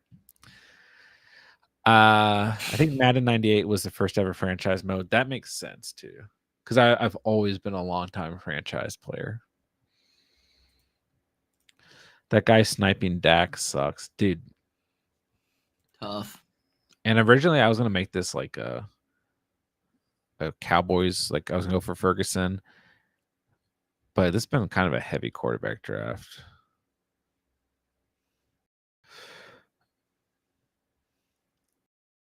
So I don't even really care. But I'm starting to see a lot more of that. Like people are just, it feels like they're taking the quarterback that you need from you for the stack. And then it's just like, realistically, they're probably just trying to draft like a decent quarterback and not worry about the stacks. But so many, like, you have to, like, Underdog's so vast now. Like a lot of people don't even understand the importance of stacking, that they're just drafting a quarterback at a good value. And then you're like, no. It does feel like they're like, oh, I'm going to snipe this guy in front of you. And I was doing a weekly winners the other night where I was drafting like mainly Chiefs and Packers players. And then another guy, like I got like all the Packers receivers but Watson. And then he took Jordan Love against ADP. We were like going back and forth with Packers players. And it's just like, I did that same draft. I also like only drafted Chiefs and Packers players. And same thing happened where people were like trying, I think noticed, because I went super aggressive on Chiefs players. Like I went Kelsey in the second. It's a little aggressive. Then I went Hollywood and Mahomes. And then I could have gone Rice and Worthy. Once again, going all against ADP, but I opted to go Jaden Reed and Christian. Maybe I got Watson. Maybe I went Jacobs and Reed. I don't remember. It's late. But what you really need is a Texans team. You need to go. I already have that. I do have. You have a Nico. You have a Nico, Tank, Stephon, yes, Joe Mixon, Stroud. There you go. Okay, that's the one team we need if we're going all in on offenses over here. And I wouldn't mind doing that again, but I feel like it's getting a little bit tougher. Yeah, you could probably get 2 out of the 3 receivers. Yeah. That was an early, like that was like when the off season, when I first started drafting again for the year. This was March over here. We're making those drafts. Maybe not that early, but it was one of my first drafts this year. No, you gotta. It was in March. You were a genius. You're ahead of the curve. Well, I mean, these things are probably true. I'm trying to give us clips over here, John. Come on. Was going to reach for Jordan Love, but someone reached harder. I was about to do a Green Bay stack. Where'd he go? Boo. There's no Green Bay stacks allowed on this channel. I can't physically say when I do it all the time. No. Hey, I did build an all Minnesota team one night. You did, and I was not there for that. And I had to come in the chat and be like, you Ray? You literally text me like, you need to see this. I just got JJ early, and it just kind of happened. So he went Jordan Love and Dobbs. I don't see. I mean, he's got Addison, but other than that, there's no correlation. Maybe there's some of these teams are matching up. I don't know. Do I need to put on the helmet? Is he's going for a Packers tag? No, I mean you can, but no, it's too far. I was about to say it's over. If there's another Puka this year, I'm convinced he would be a 9th round pick due to everyone looking for one. Who is the Puka? Is the good question. Ricky Pearsall? I think Ricky Pearsall is your Puka this year. Yeah, it's like, who knows? Maybe Xavier Leggett is a number one. He's the number one in Carolina, maybe. But I feel like it has to be someone who's not on number one on paper, because it's not like Puka was a number one on paper. People really like Puka in that draft, though. But frankly, Xavier Leggett's not a number one on paper. Deontay Johnson is. Yeah, Deontay Johnson would be number. Neither is Ricky Pearsall. Ricky Pearsall. Yeah, for sure. Malachi Corley. I feel like Roger. The problem is Rodgers don't trust no rookies. I need somebody who doesn't give a shit. But I feel like those three names make sense. Leggett, Pearsall, both good names for sure to put out there. I'm going to be honest. I did not do as deep of a dive on wide receivers because I knew the Vikings were not taking a wide receiver this year as I did last year. So last year I could have told you that Zay Flowers and Jordan Addison would have been pretty good. That's a good point too. Kat says Pearsall 1st round pick. Where did Puka go? I think it was a 3rd or 4th round pick. Might even been a 5th, but I think he was late. He was a decently deep pick. Ryan Flornay is next Puka or in a Puka Sitch. I'm with you though. I didn't do a very deep dive on wide receivers, which makes no sense because I'm in like dynasty leagues, but it just didn't happen this year. It was a weird wide receiver class this year. It was. Puka was a 5th round pick, so I'll find him. Don't worry, I'll find him. All right, hold on. Yeah, you draft. I'll find Puka. I'll find the new Puka. Don't worry. Well, here's some names: Anonymous Smith, Jalen Coker, Brendan Rice, Jalen McMillan, or Malik. I like Brendan Rice a lot. Yeah, I do. And I like McMillan in Washington, but I don't. Puka there's like 1,000 receivers in Washington. Who's the guy on the Ravens? I like him too. Walker. But it's like none of these guys remind me of Puka at the same time. True.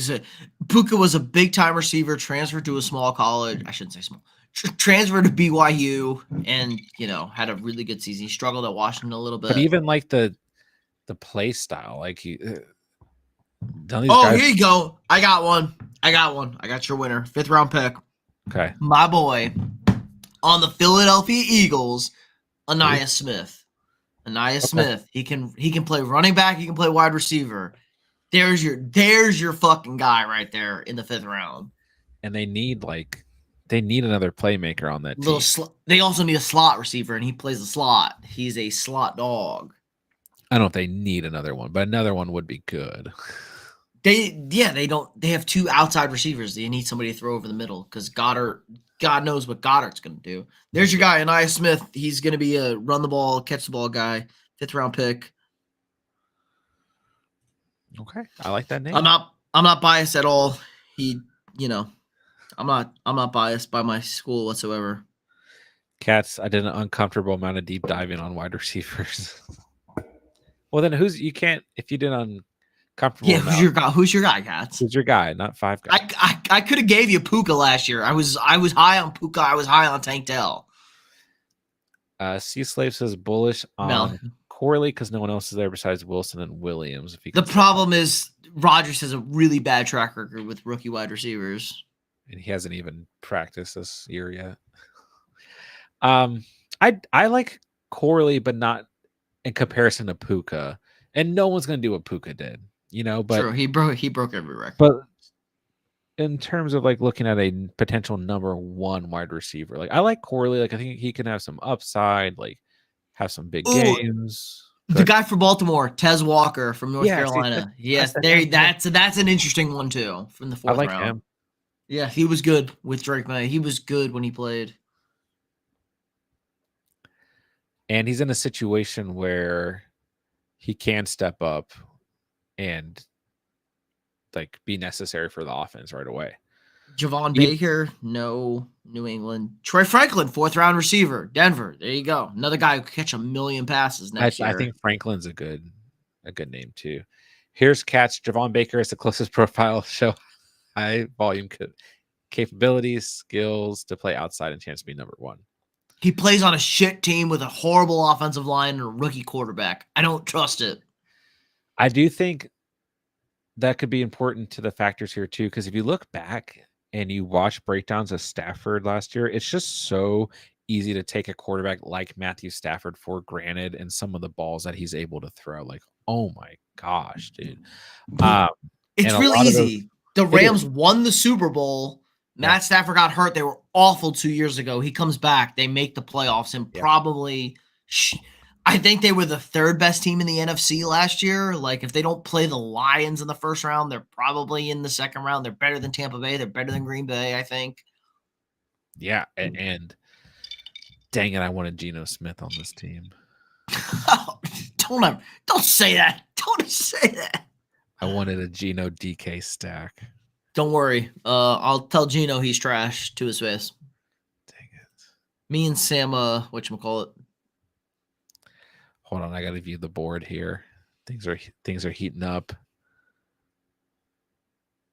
What do we need? Quarterback. I gotta get Baker. Baker. All right, Chuba goes, so that makes it easier. Because if Chuba was here, I was going to take him. But just give me Baker. I don't trust this team in front of me. Same things everyone said about Nico, my guy, last year. Bad QB, rookie quarterback. This is true. Don't say that. I love Nico Collins last year. Nico was an actual dog at Michigan. Sorry, I don't know who I'm drafting. I was a little lukewarm on CJ Stroud as a quarterback, though. I will not. Cats liked Nico, Puka Nakua, and Gabe Davis last year. Those are 2 out of 3. Pretty good. Not bad.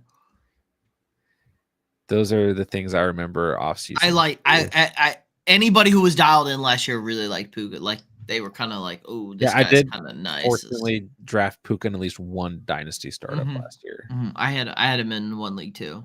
Yeah. So, watch. This is why preseason is important. You watch the preseason, you be like, oh, guy. Tank Dell's another guy that got talked about. Like, we talked about. I wanted the Vikings to take Tank Dell. I was like, don't draft a receiver in the first round. Draft Joey Porter Jr., who went to Pittsburgh, draft a corner, and draft Tank Dell in the second round. But I do like Addison. I feel like Addison. That was never my clip will go around. People who have tagged me and repost my clip of me being upset about the Addison pick. It was never about the Addison pick. It was about we needed a strategy. We need defense and we needed secondary. We did not need there was obviously good receivers you could have got later. Tank Dell, Puka Nakua, guys you could have got later that were good. Now Addison's, I never doubted Addison. I thought he would be good. He was my number 1 receiver in that shitty receiver class that all went 5 in a row. I had Addison 1, Zay Flowers 2. Fair. I had Flowers 1, Addison 2. That's 100% preference. And I said Zay Flowers to Baltimore was an excellent pick. That's the perfect guy for that offense. Quentin Johnson, on the other hand, I was not a fan of. Quentin, I thought could maybe have success just because he had Keenan Allen and Mike Williams in front of him. Like he didn't really have that pressure where like Zay Flowers is the number 1 guy, right? Maybe number 2. Number 2 option. Yeah. JSN, like I thought was in a really good spot too because he had Metcalf and Lockett out there. I think JSN's gonna have a really good year this year. But I thought JSN, he just watching the Ohio State film, like he really disappointed me with. I mean, if you go back to that wide receiver room, oh my God, 2 years ago, that was in the Ohio State wide receiver room was JSN, Garrett Wilson, Chris Olave, Marvin Harrison Jr., and there was somebody else in there that's in the NFL. Wait, which ones did we say already? It was Olave, Marvin Harrison, Garrett Wilson, JSN, and we're missing. There was one other one. I think there was 5 of them. It's pretty much the. No, not McLaurin. No, those who is it? It's gonna kill me. Chat. Someone needs. Let us know the Ohio State room in like 2021 or 2022. But it was like the running back room for Alabama in 2016, where it had like Kamara, Ingram, the guy who played for Jacksonville forever, who was their starter before ETN. Whatever. There was like 5 NFL running backs in the Alabama running back room in like 2015, 2016. Maybe we got all of them. Maybe. Maybe the CJ Stroud was the 5th in the picture. I'm trying to remember. It was like a photo. It was like, oh my God, look at this. And they didn't win a national championship. And there was like 6 or 7 NFL guys in the picture on the bench. Oh my God. This team that I drafted is like super nice, but my quarterbacks are going to suck. Like Baker has to put on. Maybe it's Mbeka, the guy who's going to be, oh God, Daniel Jones. That's what Kat says. That's what Kat says. Yeah, Mbeka, yeah. He's going to be a first round pick next year. Tez Walker, Corley, Troy Franklin just don't have the skill sets to be number 1 receivers. All will play specific roles, but just don't have the upside. But Troy Franklin might catch 1 million passes is the really kind of interesting upside on him. Dude, I'm drafting Russell Wilson. But Tez Walker isn't a number 1 receiver. He's a number 2 receiver. Put him behind a good offense in Baltimore, and you throw him as the ball second. Third option, really the third option with Mark. I'm for some reason still looking at. I think running back's going to be the position this year that was kind of the Puka position last year, where we're going to find one of those late round running backs that are. Well, it's definitely the position where it's easiest for someone to just pop up. I think. Yeah. Kareem Hunt, Alvin Kamara. Did I ever tell the story? I was at Alvin Kamara's first start in college, and I was like, oh my God. No. He was at Tennessee, and the starting running back got hurt. And they were playing A&M, and I think it was like they were number 6, or we were number 8 or something like that. It was like 6 versus 8. It was a top 10 matchup. And me and my buddy saw Alvin Kamara playing, and like, the people around us are like clueless. And we're like looking at him like, oh my God, this guy is the backup. He's a freak. This guy's a stud. Holy shit. They need to play this. They need to play this guy. He's unbelievable. And then Kamara, 3rd round pick, turns into an NFL dog. And we're like, we instantly, you can just see a guy he was different watching him play. It's like, oh my God. Man, I still remember his rookie season too. Yeah. It was like, get him off the waiver now. Throw him a swing pass. It's going for 30 and a tutty. It's like, oh, that is a problem. Back when they had Mark Ingram too, and they could run the ball. And didn't they have Slant Boy was still Slant Boy? Yep. Skill set wise and scheme wise, Malik Washington and Jermaine Burton are my best bets to surprise. I think there's a chance Burton is better than T. Higgins. Yeah. I like Jermaine Burton. I like both these guys. I think Washington's in a position where he can start in the slot right away and fits that offense well. And then Burton, once again, especially if Higgins is there, he's got Tyler Boyd. The problem is he got Tyler Boyd in front of him, but if he feels like a better Tyler Boyd. Boyd is gone. Oh, Boyd is gone. There you go. The Titans. Yeah. So I do like when rookie wide receivers, believe it or not, have 2 guys in front of them like that. Mm-hmm. It just allows for just no pressure whatsoever. So, especially guys who played like Burton kind of was the slot in Michigan. At least he ran a lot of drag routes, inside routes. He was the number one option, but just look at the semifinal in the Rose Bowl against Alabama. A lot of couple of big crossing routes JJ found him on, and yeah, that's money in the bank if you're a slot receiver on that offense. I've drafted a really weird team over here, by the way. Isn't that the point? It is. This was a good exposure. Luke McCaffrey, 3rd round wide receiver. Yeah. Jalen McMillan for Tampa, 3rd round wide receiver. Yeah, we mentioned McMillan earlier. Any other? Roman Wilson. I did like Roman Wilson too. I do actually. It's so easy to like. But I hate Pittsburgh. Pittsburgh's the worst. A.D. Mitchell. Fair. Yeah, but he was like he was a 1st round grade that went in the 2nd round a lot because of his off field. Apparently, he hangs out with some fucking goofy people. Yeah, and it's like I don't know. I would have drafted A.D. Mitchell in front of Xavier Worthy. A.D. Mitchell's a better wide receiver than Xavier Worthy. I will say that right now. Actually, I think a lot of off the field stuff. I was surprised Mitchell went as late as he went. So there was a report that it was kind of like Dalvin Cook. If you remember, Dalvin Cook kind of fell a little bit when he came out. His posse is apparently not good, and he got into a couple bar fights on 6th Street in Austin. So it's kind of it's not the on-field stuff, it's the off-the-field stuff with A.D. Mitchell. But Shane Steichen was pretty adamant, or was it Chris Ballard? One of those two was very adamant, like, this is nonsense. Wait, where's my team? Where's the draft? There, look at that quarterback room. Ooh, jeez. Okay. Let's look at everything. Yeah, look at the other Colton's team. I think that's man. Tua, Bryce Young, and Fields. Interesting. I actually wanted Bryce Young and Fields in this draft. You went with Wilson, so yeah, I get it. Both. Yeah. But he's got the Miami stack. He's got the Miami death stack. So Tua, A-Chain, Hill, Waddle. Dude, you should have got Jonnu Smith.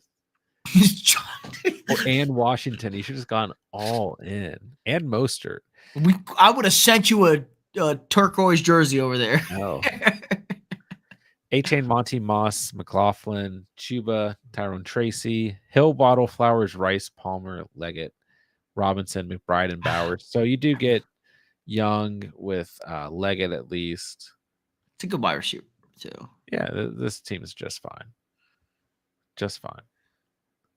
Josh Palmer's a guy I feel like everybody's sleeping on. Josh Palmer could be the number 1 wide receiver in I agree. LA.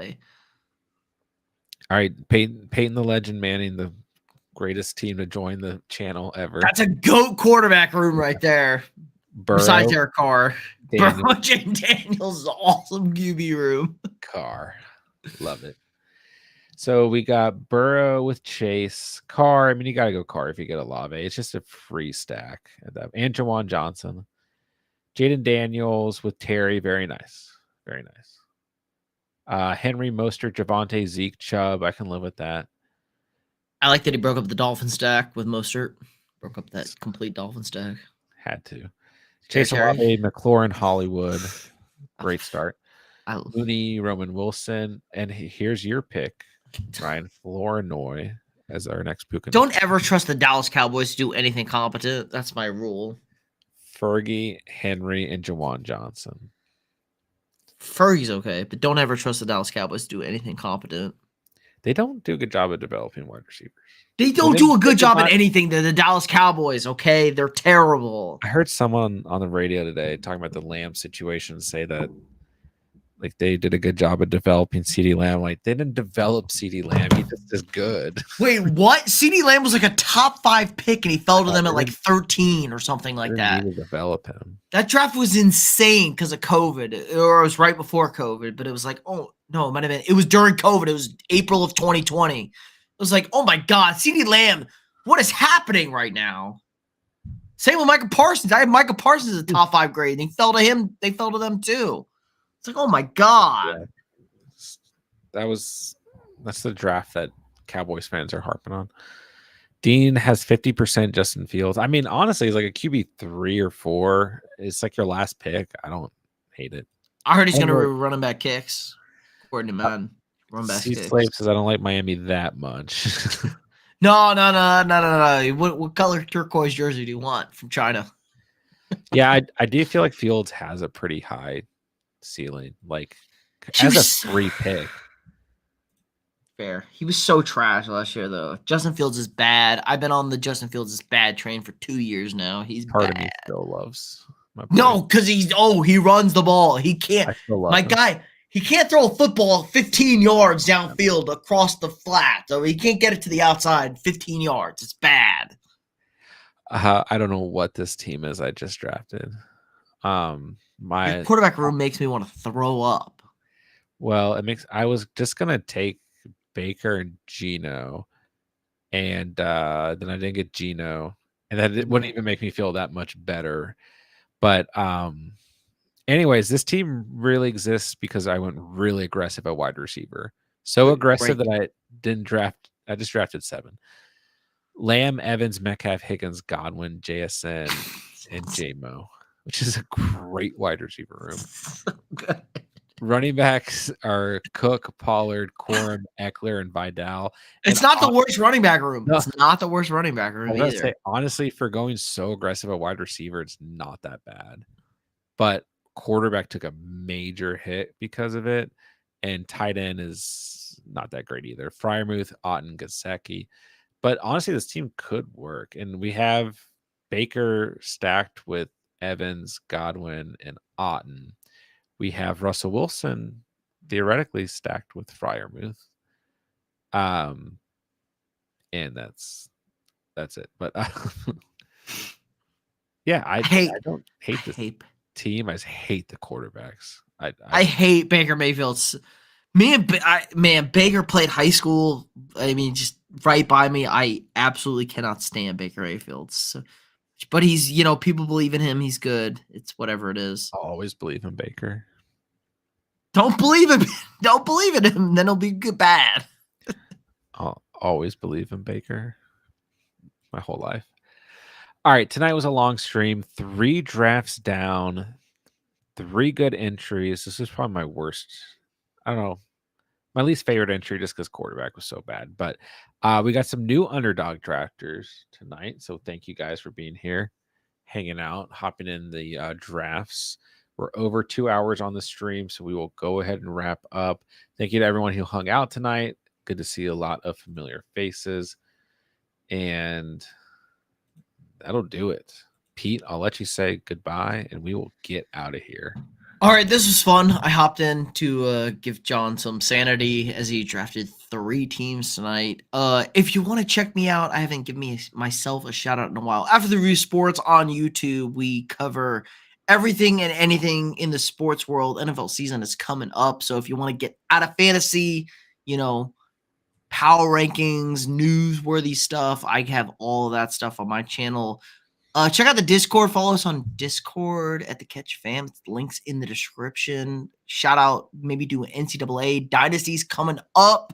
And yeah, draft tomorrow night. I'll probably be picking at the 1.2, so be ready for that if we do a draft tomorrow night. But yeah, camp is starting. Football is here. Everybody lock in, load up, and get ready. It's going to be the greatest season ever. All time. Always is. Or the worst. Yeah. Mock draft tomorrow night. Be there or be square. We'll talk to you guys soon. Thank you guys for hanging out tonight. Thank you guys for everything. Love you guys, man. Loves community. Love the Catch Fam. Have a great Sunday. With that, I will say thank you guys so much for watching and or listening. And remember, you saw it here on the Catch. And peace.